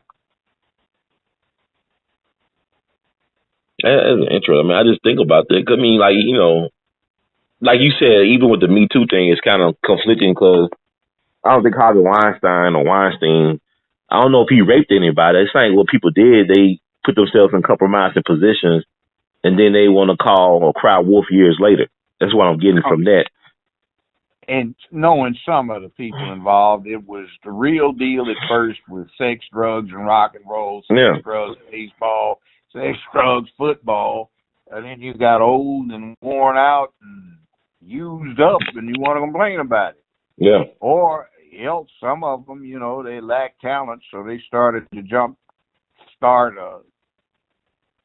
an unpromising career with a bit of sex, and apparently weren't that good at it either. Now, I don't think you should take advantage of a woman ever, but right. It's kind of crazy. Like somebody said, what would you do if you were in an elevator with a bunch of women? One of them grabbed your ass. I'd turn around and try to find out who it was so we could go out and party that night. It wouldn't be offensive. No, I mean, hell, it would never have occurred to me. I'd turn around and grin. Yeah, you're different. I guess you got a different mindset than most. I mean, Judge, because that still would be like a bad example to set in the workplace, right? I mean, you working with these. I know, but look. You're a man, and you got women in there, and one of them wants to grab your behind. I'm smiling. Now, if there's one of those gay boys on there, I'm looking to see who it was, so, I need to see if I still am able to knock somebody out. Yeah, I mean, you go down to courthouses anywhere in America or City Hall, there be some fine women working there. Ain't gonna lie. Oh, yeah. Nobody could keep their professionalism going on. I mean, if some fine woman wanted to come on to me, I'm not getting upset. Make your job easier. I heard that. See, some people don't get it that there is a difference. Mm-hmm. What would you do if some grown teacher was messing with your daughter in high school? He'd get hurt. Right. I don't have a daughter, but if I had one, he'd be hurt. Well, what would you do if some woman teacher was messing with your son in school? Did he get some? Right, it's a double standard. When you say that's double standard, I'd go congratulate him, right? Son. Now you're growing up. I'd smile and brag to my friends. But yeah, that's double standard, though. Is that the right way to be? I said, it's not the same thing. Boy got himself a piece. But you don't think it can affect the person psychologically? Like if you're a young person not really ready for that type of, because these women now. I mean, I look at some of these teachers getting in trouble. These female teachers. I'm asking myself, where were these teachers at when I was growing up? They were some fine teachers. They fine people. What's wrong with them, though? I'm saying they fine, but they not predators too. Messing with underage boys. Well, I don't care. I mean, I wish they had something like that when I was coming along. But what's wrong with them? Is there anything wrong with the female teachers for like pursuing these young people?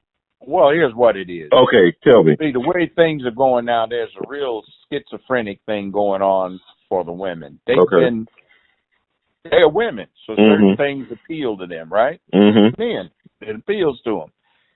But they've been taught that to be turned on by these things is demeaning, and this other stuff is what they ought to be turned on to. So when they find that they get the other stuff, they aren't turned on by it. But what happens is, see, if they deal with a boy, this boy is non-threatening. You see this thing about the babes dating guys that are 10, 15, 20 years younger. Yeah. They want a boy toy. I was sitting in a lounge at an airport. It was Detroit, right outside of Detroit some years ago. And there was an Ebony magazine, and it had an article in there written by a black female PhD. And it said, girls, you should try a thug. They are so exciting. Raw masculinity. But because you pay the tab, you pay for the ticket, you pay for the check, you're the boss. All right. You pay the cost to be the boss. So you can enjoy it when you want. It's so much better than getting one of these macho men who tries to act like this, and he pays the tab. If you pay it, you can cut it on and cut it off. I thought it was sick. So girls, try a thug. Wow. What about the women? I know I met some women. They are very educated and they achieve and all that, but they can't find a man. They good looking women, but they single and they professional. And they got what's up with them? Well, if you could hang around with them for half hour, you might see what's wrong with them. Well, you said that, there's a lot of them. I mean, even in a place like Memphis, you got a group of those type of women. They buy them going on Atlanta or any place you can name. See, there's another thing. I'll be honest. I feel sorry for some pretty women sometimes. Some guys are so scared of them, they're afraid to talk to them. So pretty women have all of these self-esteem issues that ordinary women don't have. See, I guess when they really have something going on, it's like worth the time to perfect it. So they're always looking in the mirror. They're used to people looking at them in a certain way, so when that way deviates just slightly, they're nervous. They don't understand the whys and wherefores. So they tend to be insecure. I tell a young man like you, I said, man, look, don't get with the plain ones. Go find the fine ones. They're actually easier to deal with. But a lot of dudes don't believe that, though. Well, see, the ordinary ones, everybody talks to them. Right. Because they aren't scary. But you take one of these, woo, man, that's one fine rascal. Yeah, closer you get to her, the better she looks. The brighter the lights, the better she looks. Some women, they have those three factors. The further away they are, the better they look. The darker the environment is, the better they look. Yeah. And the faster they're moving by, the better they look. Start Yeah, getting up close and the lights are too bright, they don't look too good. I've been there before. Standing still. Yeah. But when you run into one that the closer you get, you say, oh, my goodness gracious. Mm. You know, people get scared. Oh, man, she too fan to talk to, man. She probably got attitude. And then they get ignorant. Hey, baby, I'm checking you out, man. Baby, check it out. I was looking at you. Baby, I ain't got to say nothing. You know, you can hear me think about you coming to you through the force, baby. Yeah. You know what I'm talking about. You know, I ain't got to say, baby. You know, you hear where I'm coming from. You know, like sound like a lunatic, man. Talk to them. Yeah. We're trying to run games. Your game is life. Just have conversation.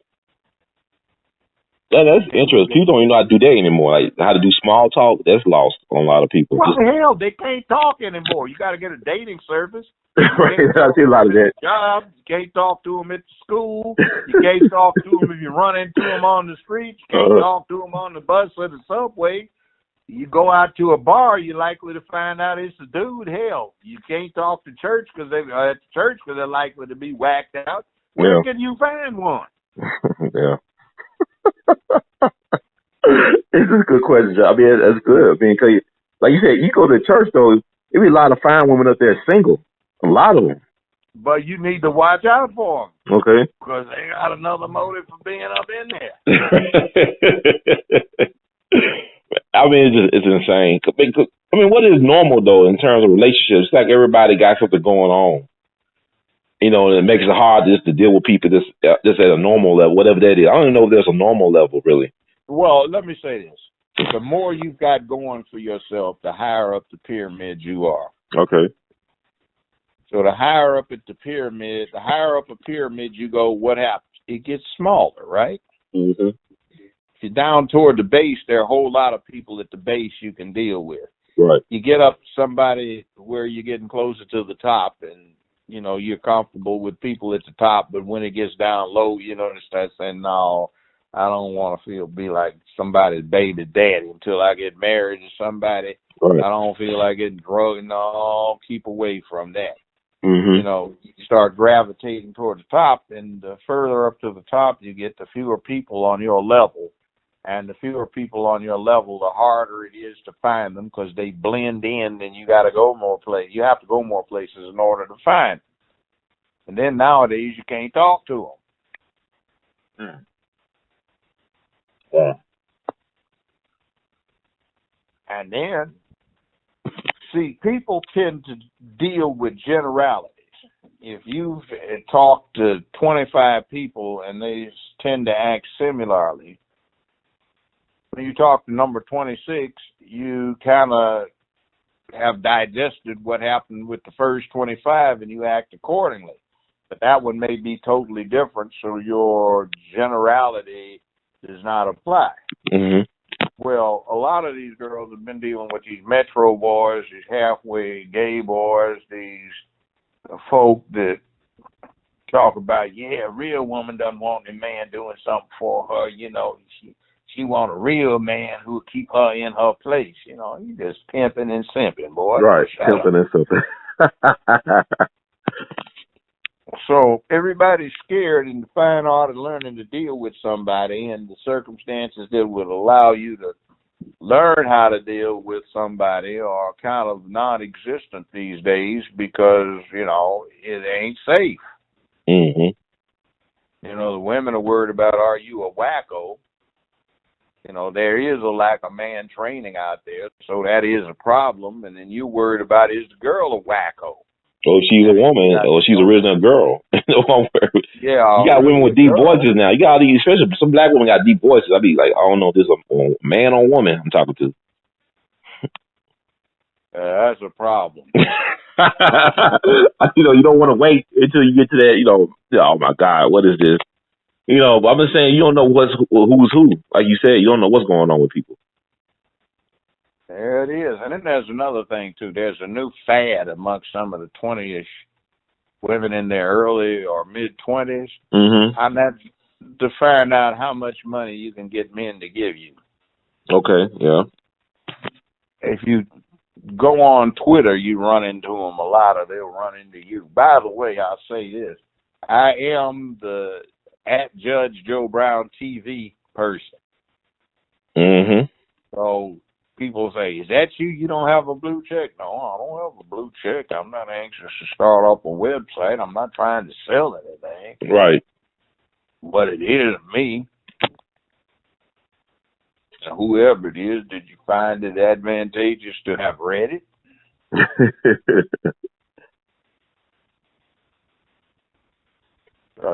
It's hey, life's crazy. Your life definitely is crazy. Well, what's your I take? don't know how we got focused on this Black Panther thing. I don't know. Well, that's the talk. I mean, people. I mean, it's like it's gonna be the top. It might. I guess it's gonna be the number one movie of 2018 so far. It's looking like that. But you got the Avengers coming out in May. The Avengers movie. Yeah.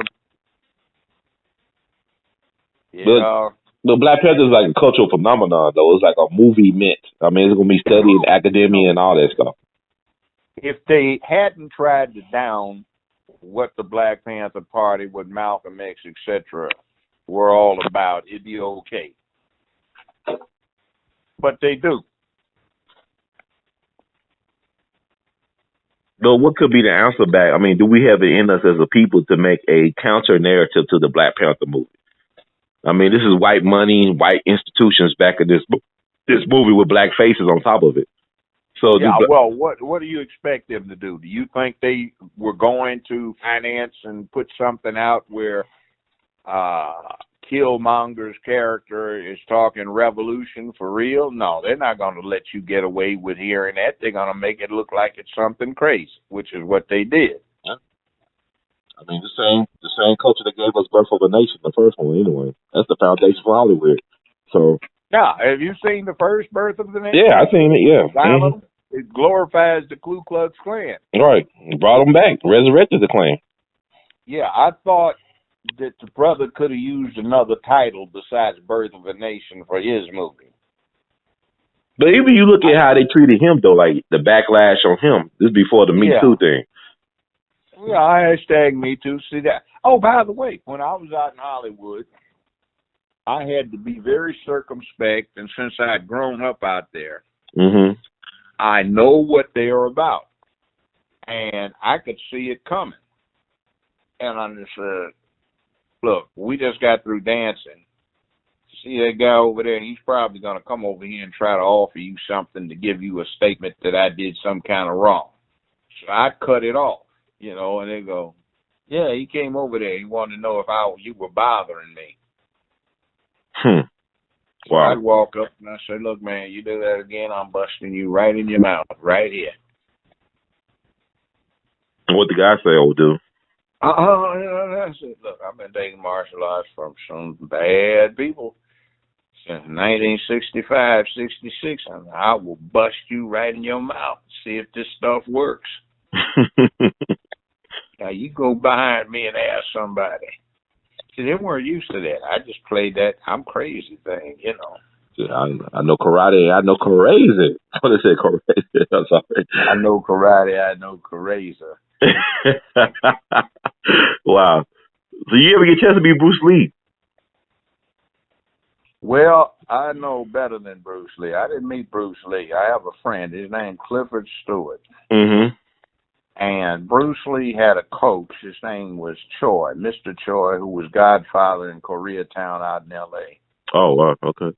Well, there was a funeral. We all went to the funeral when he died. He was big man in Koreatown.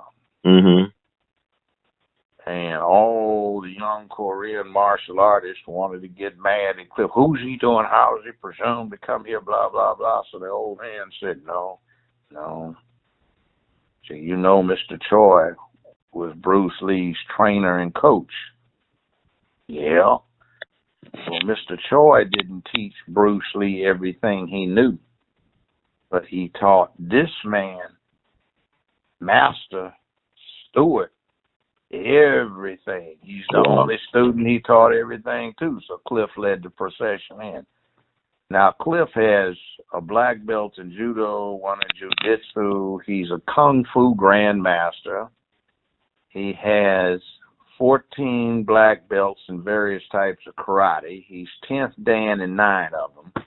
He has a thing with the acronym is WAR, which is within arm's reach. He teaches to various military units. The CIA used to come down to the green room to consult with him.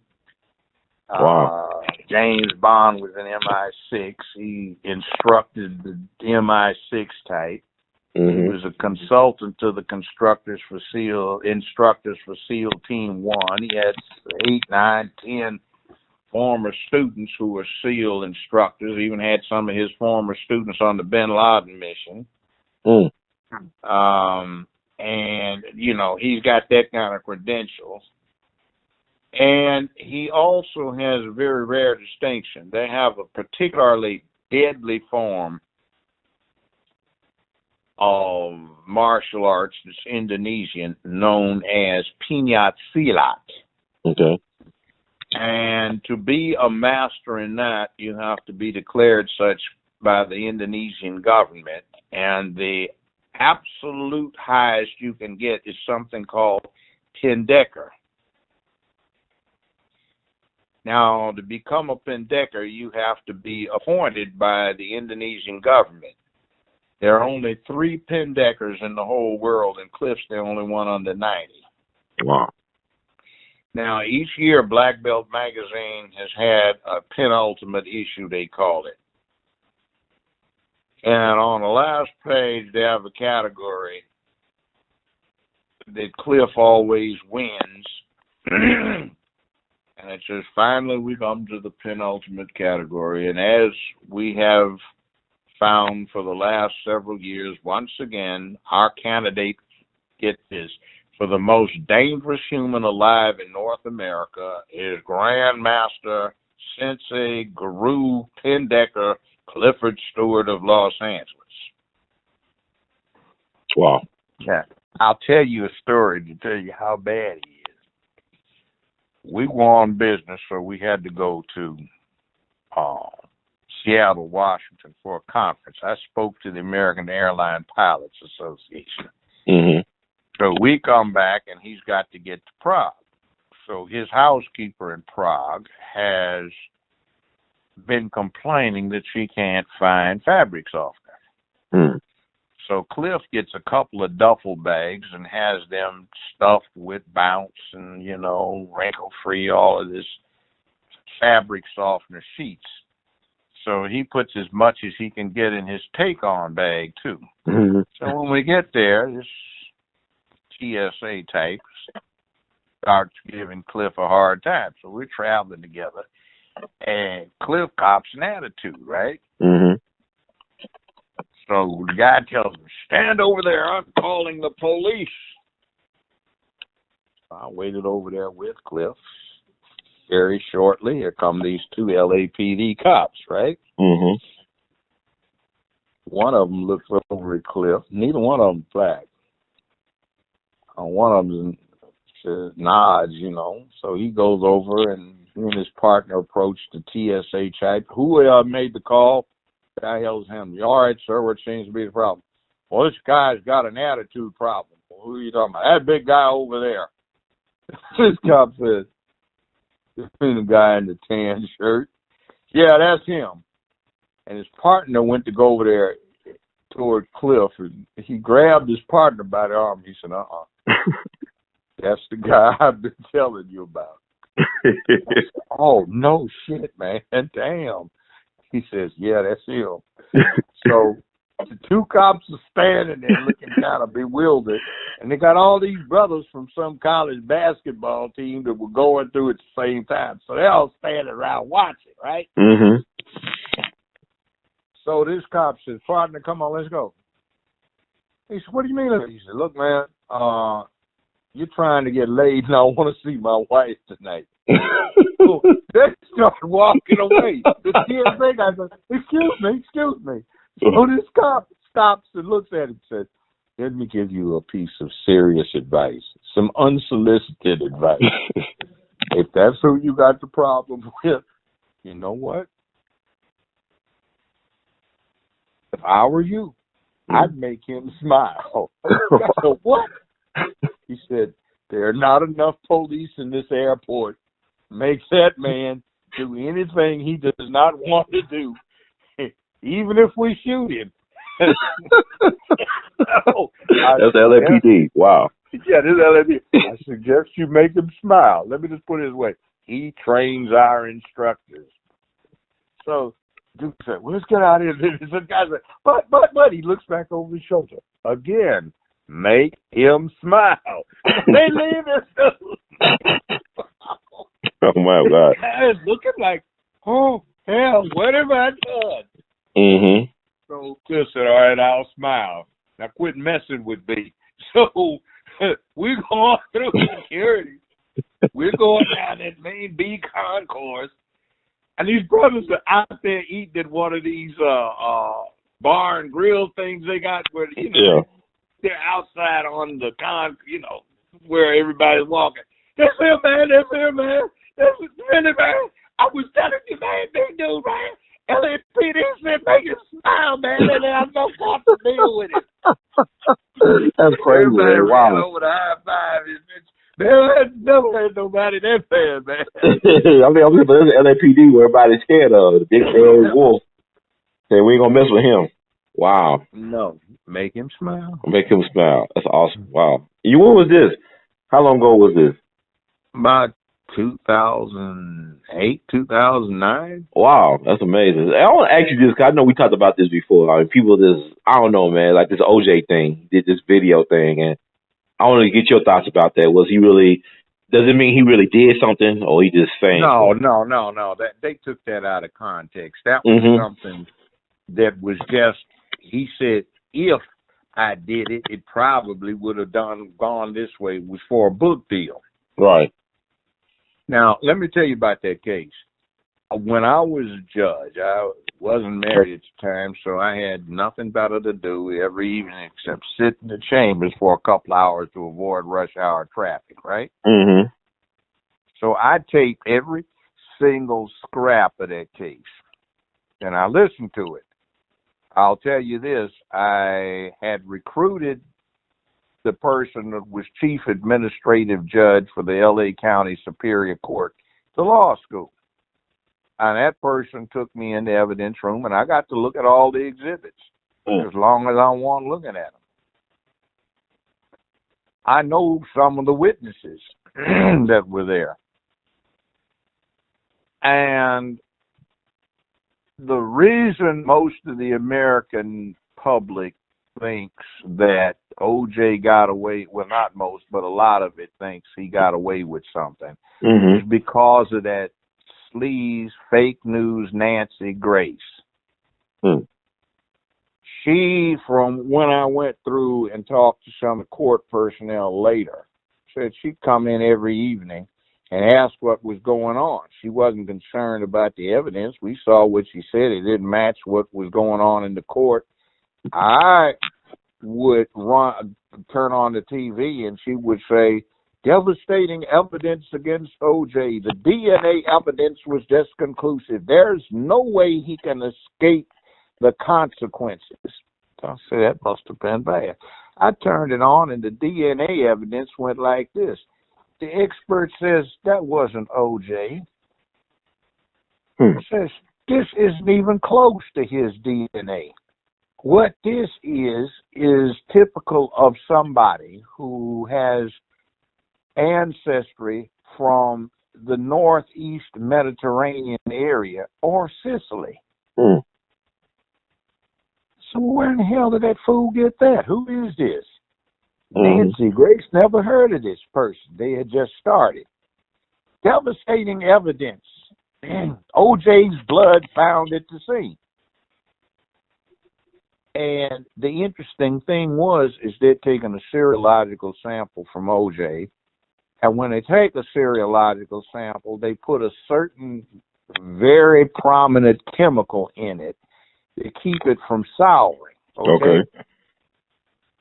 So the seriological evidence was analyzed, and the state's own experts said, well, this is circumspect. This belongs to OJ. The problem is it's got the preservative element that's in his sample. And the defense came up with a prosecution witness who was taped bringing the sample from the forensic labs all the way back 23 miles to crime scene.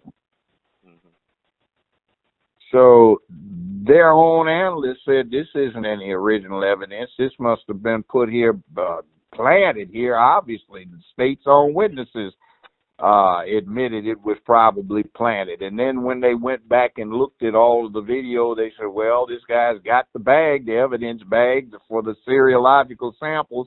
What is he doing back at the crime scene with it? See, they have a specific chemical they put in a serological sample to keep it from spoiling. So they took a blood sample from OJ and they put it in there. So the state's expert testified this was the blood sample they took from OJ, and it was placed on the scene. There's one other sample in here that doesn't belong to either Goldman or Nicole. Mm-hmm. The other thing is a professional killed both of them. Two men. Right out there on the scene in the blood are two sets of footprints that don't belong to Goldman and Nicole. One person's wearing a size 9 and the other one's wearing a size 10.5. OJ wears a size 12. Mm-hmm. Big pool of blood. That's from the cut throat. There was one stab wound to the upper chest on both victims that severed the aorta and ruined or wrecked the top two chambers of each heart in question. And then somebody slit the throats from ear to ear, reached in with a pair of pliers and pulled the tongue out through the slit throat. That's what you call a Colombian necktie.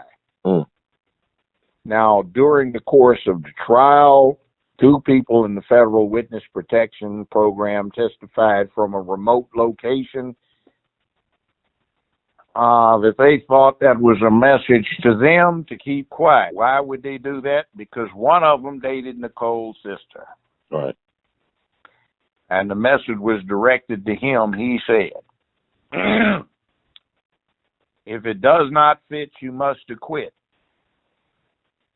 I talked to the guy who made the gloves, owned the company. His name's Richard Zuckerwar. He did a tracing of everybody's hand. The glove was a size L, that is size large. OJ wore a size XXL in that glove. He couldn't even get his hand in it. That's why Cochran says if it does not fit, you must acquit. But Nancy Grace wanted you to believe that glove fit him. It didn't, but you saw it on TV. That part was famous. Next thing is, remember the bloody socks found at the foot of the bed? Yeah. Well, Furman planted it. You know how the jury made that determination? It was easy enough. Because LAPD is so prone to steal from the houses of the rich, which they did from OJ. That's how he got in trouble the second time, when he found stuff they'd stolen from his house at this flea market sale in Vegas. Well, they had a video crew go in with a clock going in the upper right part of the frame. So at 1:14, you see them close up. They pan the foot of the bed. There are no socks. None at all. 5 minutes later, this tape, which has audio on it, you can hear, "Excuse me, sir, who are you?" And you can hear somebody in the background. And they said, "Well, Detective Furman. Detective Furman, you have to leave the premises." "But I'm the first." "Sir, you have to leave or we'll have to escort you." Okay. About 5 more minutes, the camera pans back. Guess who's standing at the foot of the bed? Furman. "Detective Furman, didn't we ask you to leave the building? And what are you doing by the bed? You have to leave the bedroom, sir. Exit the house." You see him standing at the bed. Well, when crime scene comes through, A half hour later, guess what? Right there where you saw Furman standing, right there where at 114 there were no bloody socks. Almost an hour later, there were bloody socks. You saw Furman standing right there. Furman finds the wet glove under a half foot of dead leaves, about 80 to 90 feet inside OJ's backyard in the dark over on a wrought iron fence.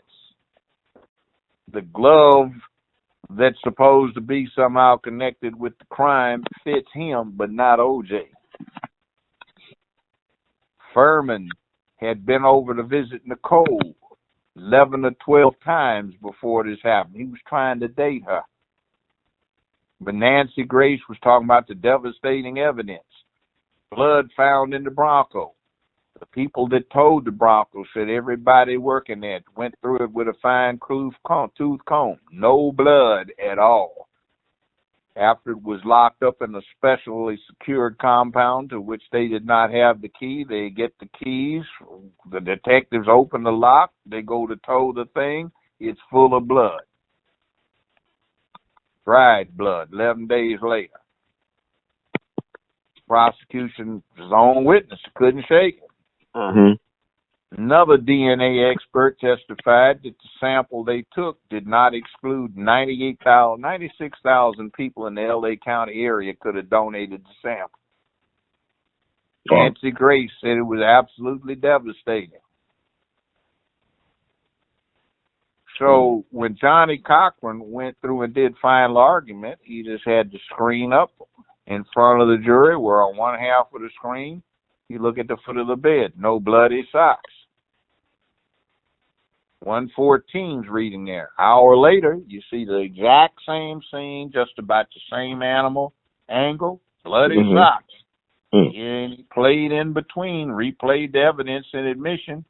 There's Furman at the foot of the bed right there and being told to leave the room the second time. Okay, main problem. OJ went to a recital. So the state's proof, if you believed it, would have had to have had him going in there, and what's he going to do? Oh, baby girl, tell your baby sister if she hears mama screaming, it's this daddy killing her. They called a friend of mine who was an expert on knife killing. He said there's no way in the devil that somebody could have done this and gotten on an airplane, because they would have been covered with blood and it would have taken hours to get it off of him, off himself.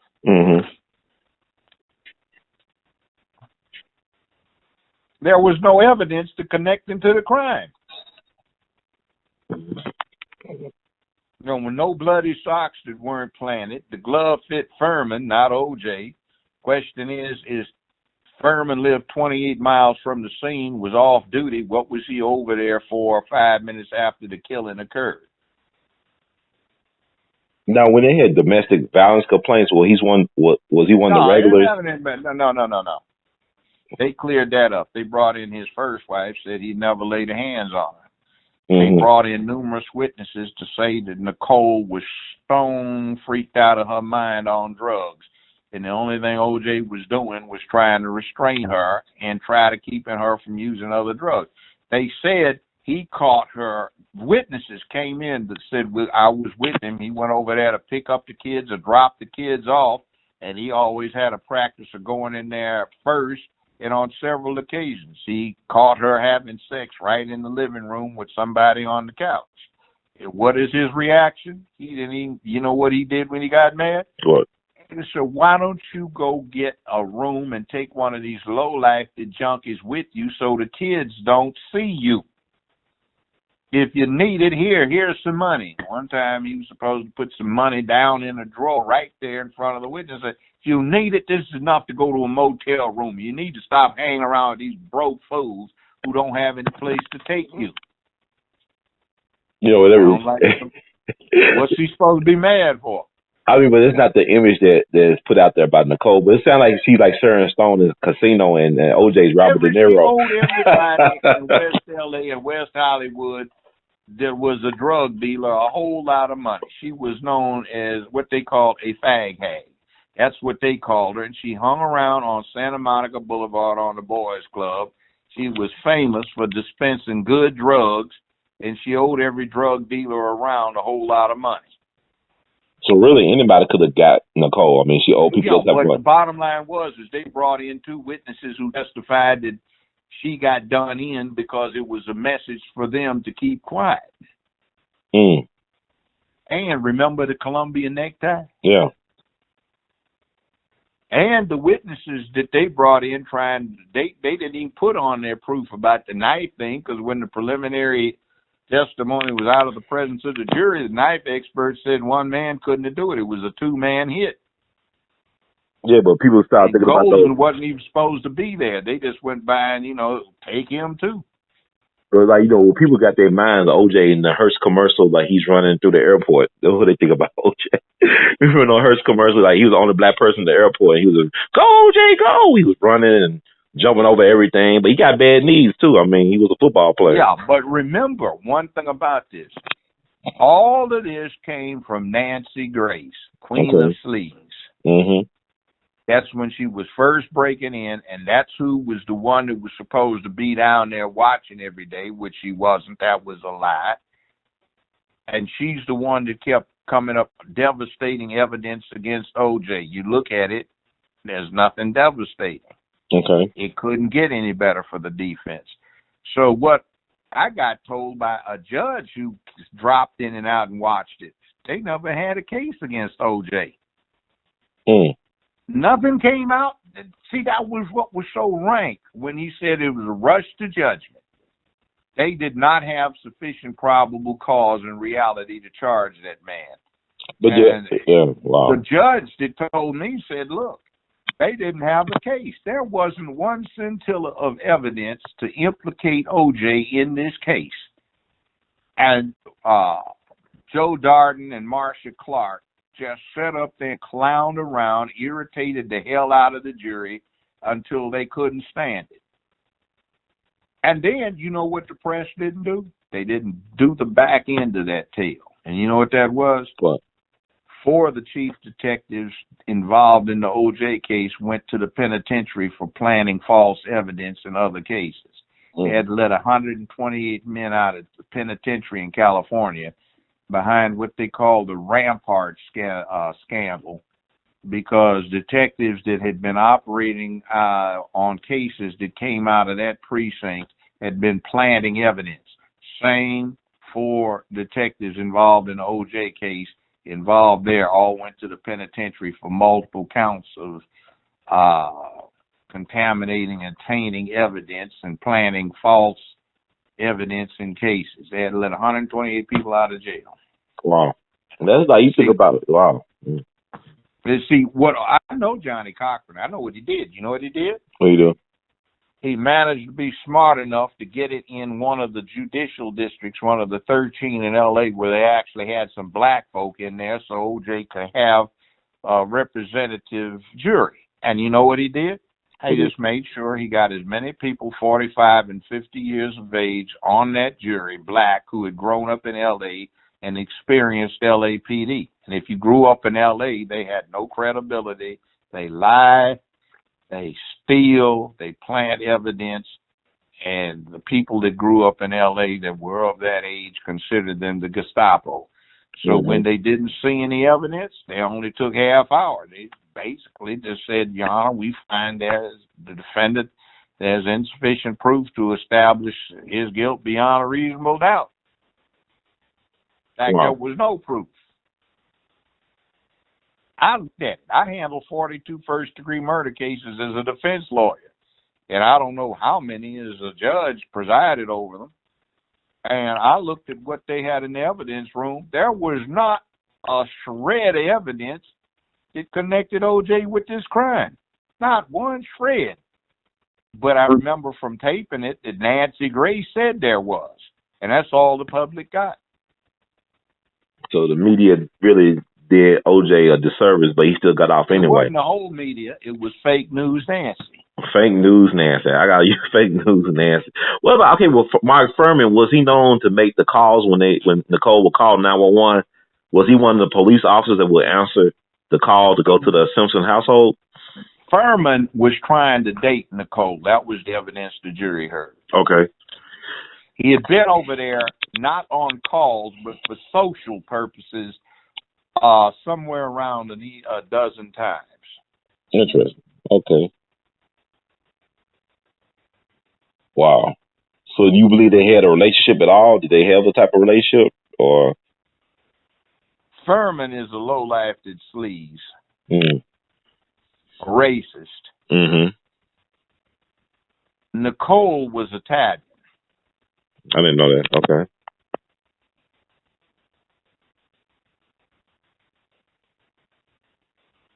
Evidence was she was prone to hysteria and was a stone straight up junkie. Mm-hmm. Owed everybody money for drugs. See, that's the thing. The media would not throw her under the bus like that. They won't. They will not portray her like that. You got to do some research on her background. But that's what you're saying, that she was known for owing all these drug dealers money around town. Yeah. So what happened is, I guess the people who wanted to send one guy a message had no reason to connect her up with OJ. She's just a junkie. Mm-hmm. And do remember that OJ's first wife testified, they had their differences, but he never laid a hand on her. Then, with my understanding, OJ's father was a cross-dresser, a homosexual. I have no idea. That's how they portray him. I mean, I saw these documentaries, and I know you can't believe everything you see or read, but that's basically like. I had no idea. I actually knew him from college. The OJ? Straight up dude, yeah. Straight up dude, personable, easy to get along with. He's like a very likable guy. I don't care too much about his politics. He was. But it don't seem like he's a bad person. You know what I'm saying? Like you could have a dinner with him and have a fun time with him. That's what I get from OJ. Well, I mean, he's a good conversationalist. I mean, he's a likable guy. Yeah, that's what I get from him. I don't see him like some evil person. I don't know. I'll say this. Mm-hmm. Football players tend not to do that kind of violence they were accusing him of. You know why? Why? They get all they want on the football field and they ain't mad at anybody. Mm-hmm. They've got no built-up hostility and aggression because they've had ample opportunity to finish running over somebody and hitting hard like he did. He was one of the all-time greats. I can't take that away from him. He was one of the best to ever do it. At his position. I tackled him one time in a game. I played football at UCLA. Oh, you tackled OJ before? Yeah, he's hard-running brother. How was that experience, tackling OJ? Difficult. Hey, man, I was running over everybody. I got him down. You got him down, huh? Oh, yeah, I thought it was, between me and him in the goal line, but I got him down. Did he remember you playing against him? Does he remember that? Yeah? Yeah, that was 1966. It was wow. in the L.A. Coliseum, UCLA versus USC. Mm-hmm. That's something, man. Wow. But I didn't play football past that. I didn't have any ambition to be a defensive back. I had other things to do. I said, I'm not going to wind up a pro. I ain't that good. I think you made the right decision. Yeah. And in those days, we had a coach from Tennessee, Prothrow, who was, let's say it politely, a cultured racist. Of course. Mm-hmm. Now, this is UCLA. 1930s, they had Kenny Washington at quarterback. He was first brother to play in the NFL with the Rams. They had Don Barksdale as the wide receiver. He's first brother to play in the NBA with the Lakers. They had Jackie Robinson, who was the halfback, first brother to play with the Dodgers in Major League Baseball. They had three blacks in the backfield, a black good couple on the line. And in the 60s, they had fewer black folk on the UCLA football team, which was a total of 4 than they had in 1936, 37, 38, 39. Mm-hmm. Wow. Crazy. Yeah. Man. And he was from Tennessee. He had a guy that came in, played halfback from Compton High School. His name was Mickey Curtin. Mm-hmm. Nice guy. Mickey could run his behind off. Wasn't very big, but he could run. So they had the white guys in there in the backfield, and they'd go dive into the line, and it would be 3rd and 14, and they would have a pass out wide to Mickey Curtin. He'd pick up the first down. They'd take him out, and then they'd give to the other two. They'd dive into the line, get nowhere, lose yards. They'd give it to Mickey. He'd pick up 27 yards running. And then he'd get down to the 6-yard line, and they'd take him out the game, put one of the white folk in, and, you know, they'd get the touchdown, and he wouldn't get any credit. Mm. You know, I played Frosh, and I was the leading ground gainer for the team.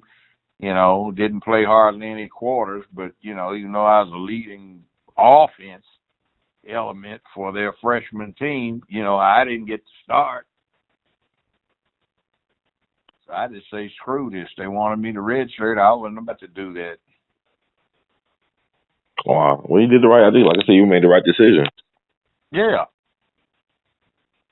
But, yeah, it is what it is. That was the 60s. Howsoever, we owe Nancy Grace, you know, the favor of making America think O.J. got away with something by her reporting. She was the only one that was going down there after the first couple of weeks. Mm-hmm. And she just lied through her miserable teeth over and over and over again. One thing I'll never forget, you remember that Casey Anthony thing? Yeah. It took about 4 years to go to trial. Well, I can remember tapes of Nancy Grace being in that woman's front yard or the family home with a loud hailer haranguing people that were crowded around talking about they needed to abolish the Fifth Amendment because the public had a right to know what happened that was more important than any defendant's right to silence. Now, that's somebody who's supposed to have been a prosecutor. This gives you an idea about justice in America. Sleeves like that was in charge of, you know, delivering the state side of justice. That's just not a good thought. Wow.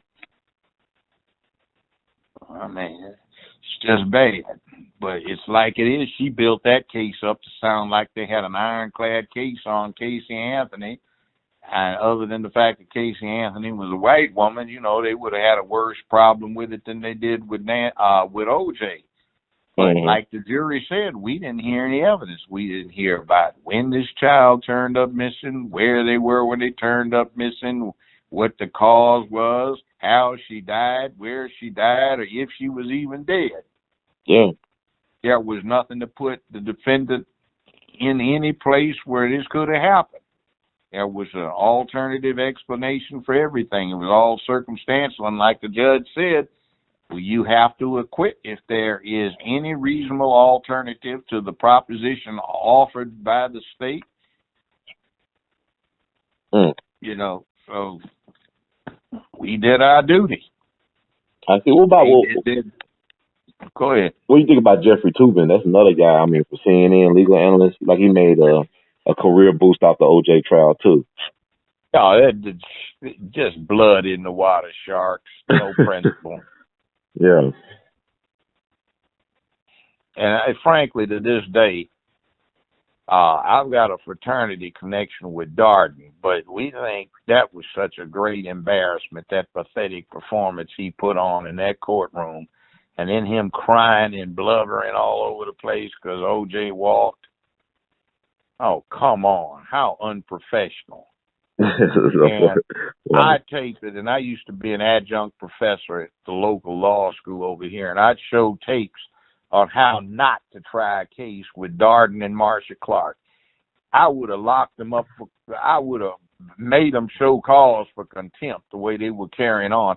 That had to be one of the most incompetent performances by prosecutors I've ever seen. Well, what they say? Yeah, wow. What they say about Carcetti though? Their boss. Well, yeah, but I was well, you know, I didn't care, but it would have seemed that he had somebody with more competence. I mean, I was told by another judge who stuck her nose in there to look, that said they had pissed the jury off so badly that when they walked in, the jury would almost turn around and spit on the ground. Wow. Rude, crude, jumping up and down. Objection. Vito was going, I ruled on that already, Mr. Jordan. Object one, what's your basis? Just objection. I'm going to sit down. I would have shut him up. Mm-hmm. So was kind of bamboozled and a little bit overwhelmed by it. But what I did see with Darden and Marcia Clark is something that is a very bad thing about justice. They were so used to running over a defense with no case and bamboozling everybody involved that they ran up against a good defense and they just broke down and got crunched because they didn't have what it took. They had a lot of bad habits. So what do you think about, like, you talking about the Dream Team defense, like Robert Shapiro, you know, turning coat or whatever, changing his mind about the whole thing? Oh, Shapiro's fakes us out a lot. Shapiro's ego was messed up because a better lawyer was a black man, Johnny Cochran. Mm-hmm. And I know him and F. Lee Bailey had a falling out, man, because F. Lee Bailey. Yeah, because you know that's that same thing. You are a black professional, and every white professional thinks he knows better what to do than you do. Yeah, I think F. Lee Bailey was on Cochran's side. I mean, because he was the godfather to one of Bob Shapiro's children. And I know they had a falling out, you know, because F. Lee saying he's been blackballed because of his support of OJ in the OJ case. Like, he's been blackballed. Do you know how Shapiro got on the map? By handling a Russian spy. Okay. Come on now, that's just crap. He just got shown up. He started bumbling. Mm-hmm. And see, I've known Johnny Cochran since 1966. He was also a UCLA alumnus. Okay. And Cochran was not flashy, but he was thorough. Mm-hmm. And Cochran just had it all mapped out, planned from A to Z, and he just had to fight with some of his colleagues from the looks of things to get them to go along with it because, of course, white man in a matter knows better than the black man. Like saying L.A., the white man knows everything. L.A. Mike, just speaking of Russians and whatnot, I just got to get your take on this stuff that's going on with the Russian stuff in media, like how people pushing back against Russia, how they saying they fixed the election, they got some other stuff going on. Excuse me.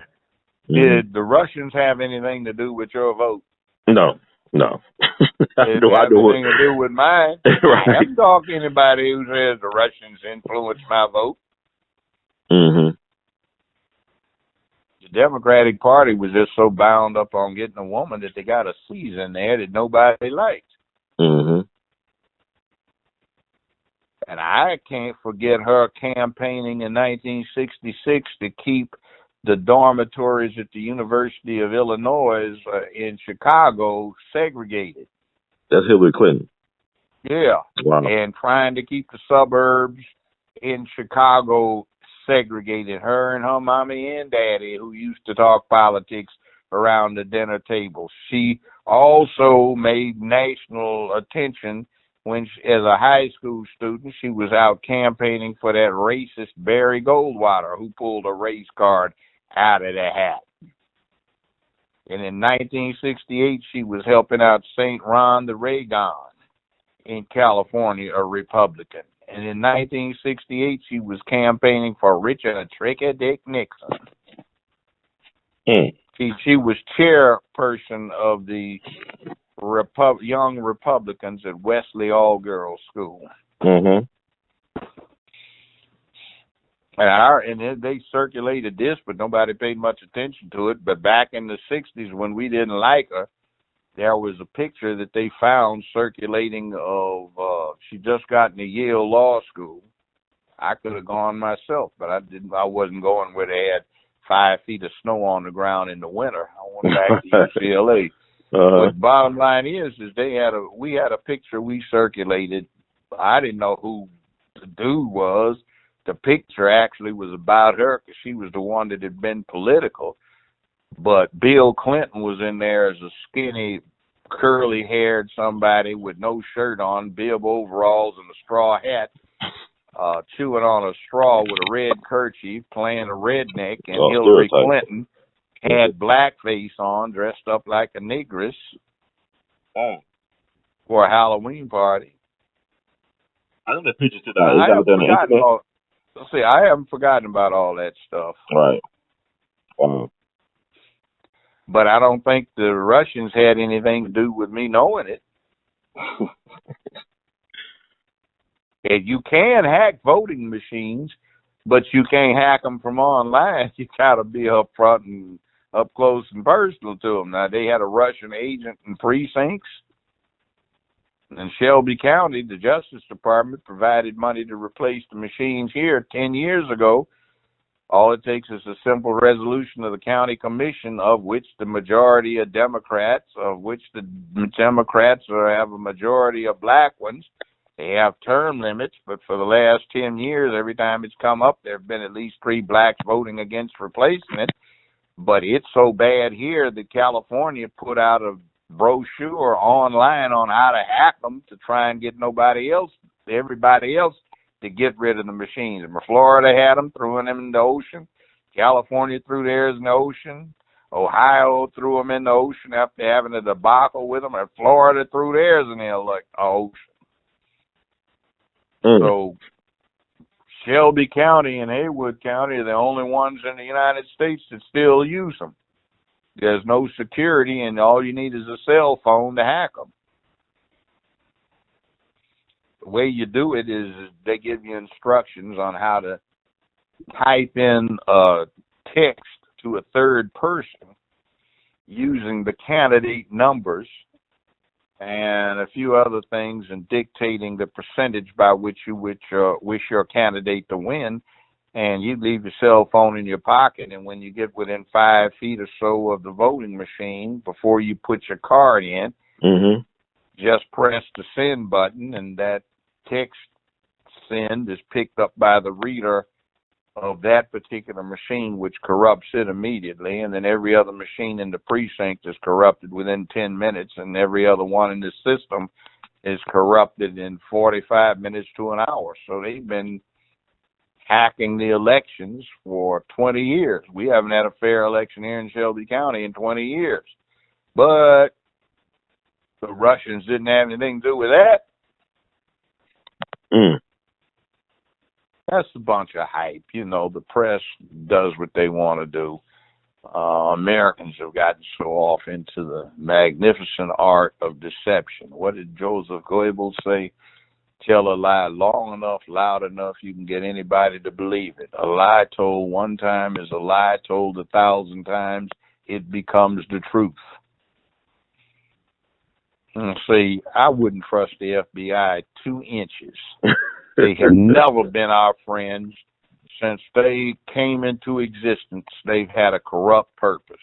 They were formed to try for the specific purpose of trying to bust Jack Johnson, the first black world heavyweight champion, because he was married to a white woman, and they thought it offensive for him to take her across state lines. So he and his lawful wife were on a train that went through a corner of Georgia, took 15 minutes.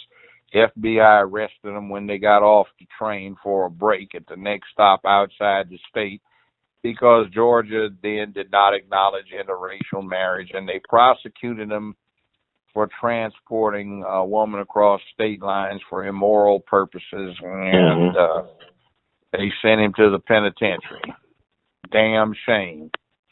That's what the FBI got started in doing. J. Edgar Hoover looked like he was black, and he hated the Klan because they burnt crosses in his parents' yard.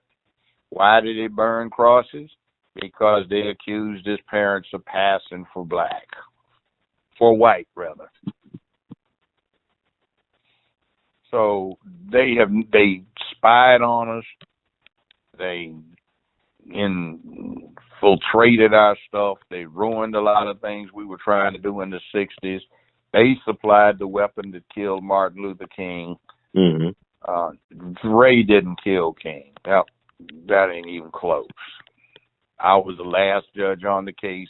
I looked at the evidence, and the rifle that was used was an XM-21 that the military had 72 examples of. The FBI got 5 and a big supply of ammunition as per an invoice I've seen issued late December 1967. At the end of April, after King had been shot April 4th, the military demanded the return to the rifle. The FBI inventoried its system, and they claimed they could only find 4 of the 5. Missing 5th one was what they killed King with. Had some very peculiar ballistics that match what they pulled out of King's body. Yeah. Wow. So when the FBI joins in it, they've been historically organization that has been corrupted by their dedication to the political cause of the moment.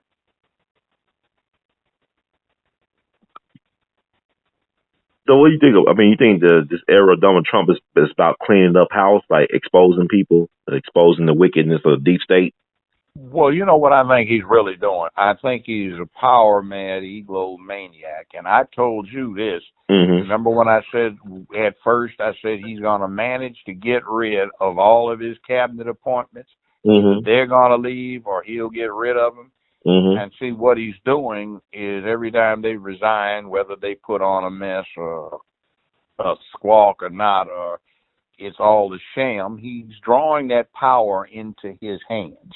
Mm. The other thing is what he's doing that's good is destroying this paradigm where if you got an office, you got to be dancing on ice because you're scared of the press. Right. He has more people following him on Twitter than CNN gets watching their TV coverage. Mm-hmm. So he's got an independent way of getting to the public. I follow him on Twitter. Most of what he says is right on point, solid in intelligence. There's some things that I don't agree with, but I mean, very little of what they try to sound like is a crazy man doing. Why does he tweet? Well, he's communicating directly with the public without going through those BBT boys on CNN. Right, the filters and no filter with him. And then also his press secretary, the Huckabee girl, she's interesting to me. I mean, she fits his style. Yeah, and see, the other thing is, too, the other paradigm that I'm glad he's destroying is this one where everybody feels that if they say something and anybody disagrees with it, they got to dash off an apology because they don't want to offend anyone. Right. What do they say? If you try to please everyone, you please nobody. That's true.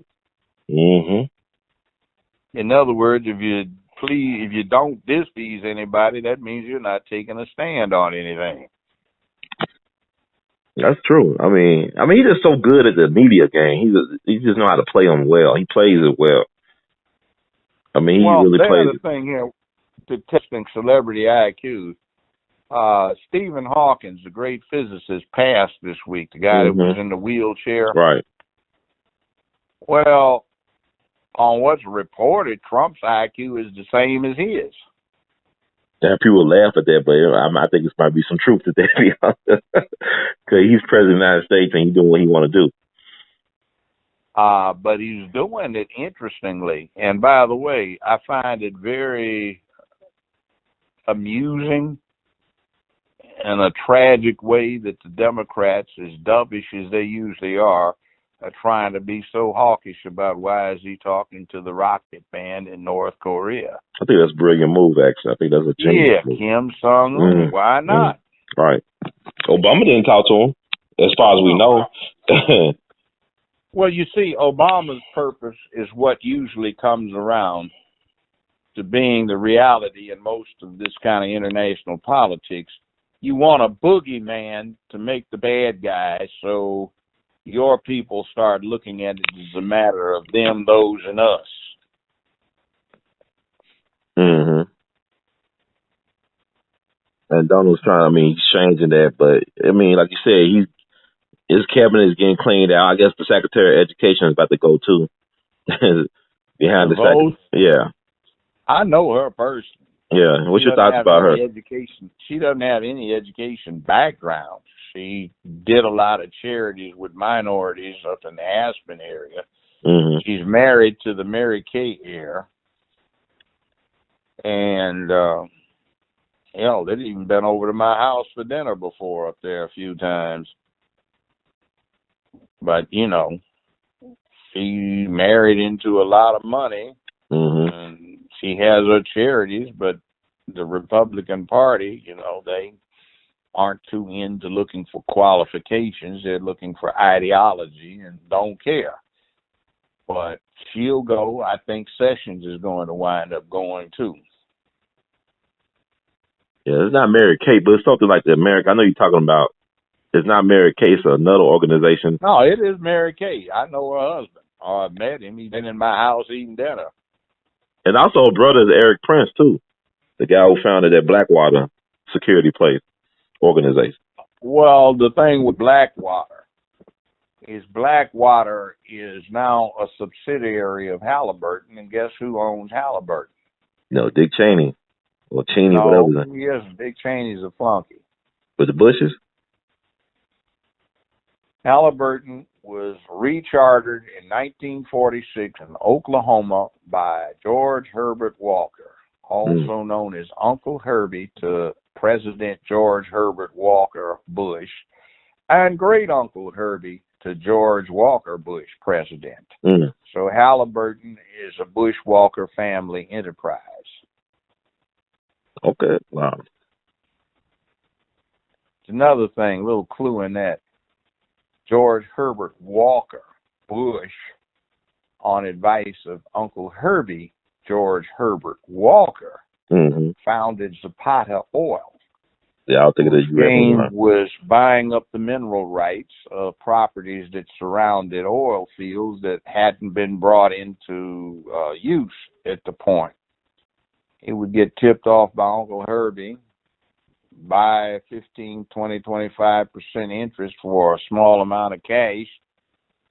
The property owners didn't realize that a hit was about to come, so when the hit came a few months later, you'd get 10, 15, 25% of the mineral rights revenues, got rich. He came up with a holding company known as Zapata Offshore Oil, Inc. That's where it was charged. Kuwait. So when Hussein nationalized everything in Kuwait, the Bushes had some problems with their financial enterprises because so many Bushes had an interest in it, and also the Walkers. He did not have to divest himself of interest in it.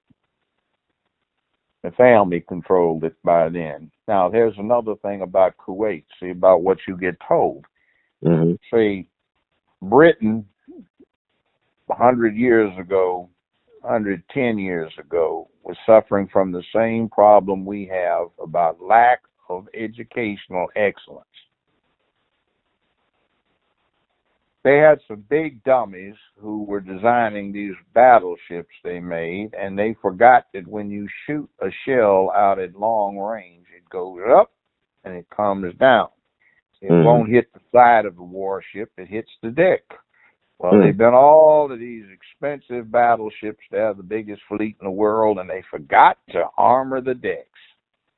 Wow. So they fought the Germans, and the Germans were well aware of this thing called plunging fire. And the other problem with the educational efficiencies of Great Britain was that they hadn't designed any cannon powder since 1882. And the stuff they had was an explosive that would blow up like a dynamite charge if it was loose and a spark got on it. The gunpowder that the Germans, the Americans, the French, and the Japanese use is like wood. It burns like wood. You'd have to stand there and light it. Okay? So they built their ships with basically insufficiently armored decks. They were using a particularly volatile gunpowder. And the Germans and the Brits had it at a place called Jutland. Jutland, May 31st, 1916. The German warships proved to be unsinkable by gunfire, and the British ships were particularly vulnerable, and they had 3 what they call battle cruisers blew up with basically the loss of all hands when hit by 1 salvo apiece by shells from the German warships. Well, they put out a propaganda thing saying the battle cruisers were too lightly armored. Maybe. But the deck armor was no thinner than it was for their heaviest battleships. So they had a dilemma. They didn't want anybody in the rest of the world to know how deficient their designs were. So they decided that they were going to convert their warships to oil so they could get the extra displacement available by doing that and put deck armor on these warships. So the thing is that England has some of the world's biggest deposits of coal, but it has no oil. So Winston Churchill, when he was First Lord of the Admiralty before and for part of World War I, decided that he would get oil fields for Britain. So he had the English government buy a 51% interest in the shares of Persian,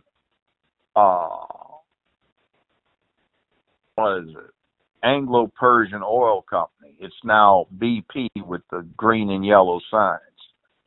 Same one that Obama's trust fund has a great interest in. Same one that didn't get investigated in the Gulf blowout. But anyway, Winston Churchill sends this guy known as Lawrence of Arabia on a mission. They made a movie. I think Laurence Olivier played Lawrence of Arabia. And he finds a place that would be easy for the English to steal. And it had a lot of oil fields. So in 1922, British Parliament, after acquiring an interest in Anglo-Persian Oil, now BP, sends the Royal Marines over, and they storm ashore and invade the area, which is the southern part of Iraq, and they cut off southern Iraq and call it Kuwait and set up a puppet government so they'll have oil. So when Hussein goes in 1990, he's not doing aggression. He is simply trying to get the territory back that a lot of living Iraqis remember the time when it was part of Iraq, not Kuwait. So at that point, the Bush family was going destitute, perhaps because Hussein had nationalized the holding company for most of their interests. Zapata Offshore Oil, Inc., chartered in Kuwait. When we had Gulf War I, what happens? They get the stuff back. Bush 1 has sense enough not to go further destabilize the Iraqi government, and after they whoop up on him, he leaves. Well, later on, Georgie W. decides he wants to expand Halliburton. Before 2003, there being no connection between Iraq and 911, Halliburton has been bidding to get the oil rights to exploit Iraqi oil. They've been trying to get Hussein to agree to it. Hussein signs a contract with the Russians and the French. Bush, lying through his teeth, knowing there was no such thing, convinces the public there were weapons of mass destruction, a nebulous reason, surely. They invade Iraq, destabilize the region, and about 9-10 years ago, when the Gulf War, well, actually, about 11 years ago, 2007, Halliburton gets the rights for the exclusive exploitation of Iraqi oil. And I do recall reading something that some years ago, the net profit to Halliburton was $2.3 million every 7 hours of the day. Wow. Now, was George Bush, W. Bush, a big dummy, or was he a brilliant crook who cost the lives of so many and still costing the lives of many because it's destabilized so that his family could get that 2.3 million net every 7 hours out of Iraq from oil exploitation? Wow, man. That is gangster stuff right there. See, but the news media doesn't dot the I's and cross the T's. They're more worried about who might have gotten a head job somewhere. Yeah, man. Or who tweets too much. Right, Kardashians, whatever. Yeah. I mean, it's like you said, it's wrong, it's bread and circuses. This is what we get, and we deserve it. We're going down with the ship. And meanwhile, back on the home front, as long as they keep going down this rabbit hole of, okay, we got violence, so let's girl up the way boys are raised even more. That'll stop the violence. The more they girl it up, the more violent it's going to get. These boys in the hood are just girled out to the max. They're like lesbians who woke up in the morning with a penis. They're raised as girls. They like girls sexually, but they have boy plumbing. Took a lesbian and got her the fairy godmother to wave a magic wand. She's been raised as a girl. She likes girls sexually. If she woke up tomorrow morning with a penis, she'd be just like your typical hood rat running around, emotionally out of control, no manhood, killing off his own people and making his own neighborhood chaotic. Selling poison and pimping hoes.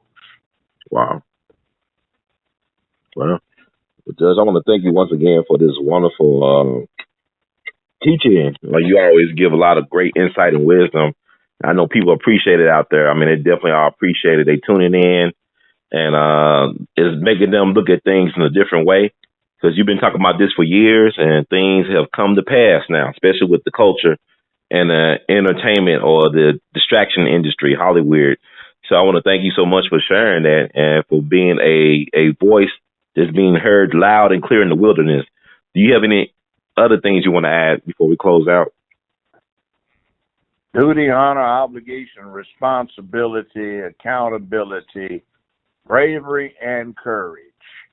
And being able to look in a mirror every morning and say, I did that. I'm cool with myself. And it'll be all right. And men should give guidance. Women are entitled to give advisement. All right. Thank you so much. It's a man's thing to protect womanhood and promote manhood in the next generation. Well, thank you, Judge, so much. And the words of Great Delta, and we love you madly. Keep on producing and pushing, sir. Thank you. Oh, one other thing. Yes, sir. I do tweet on Twitter at Judge Joe Brown TV. Okay. Yes, sir. Thank you so much. God bless. You're welcome, brother. Yes, sir.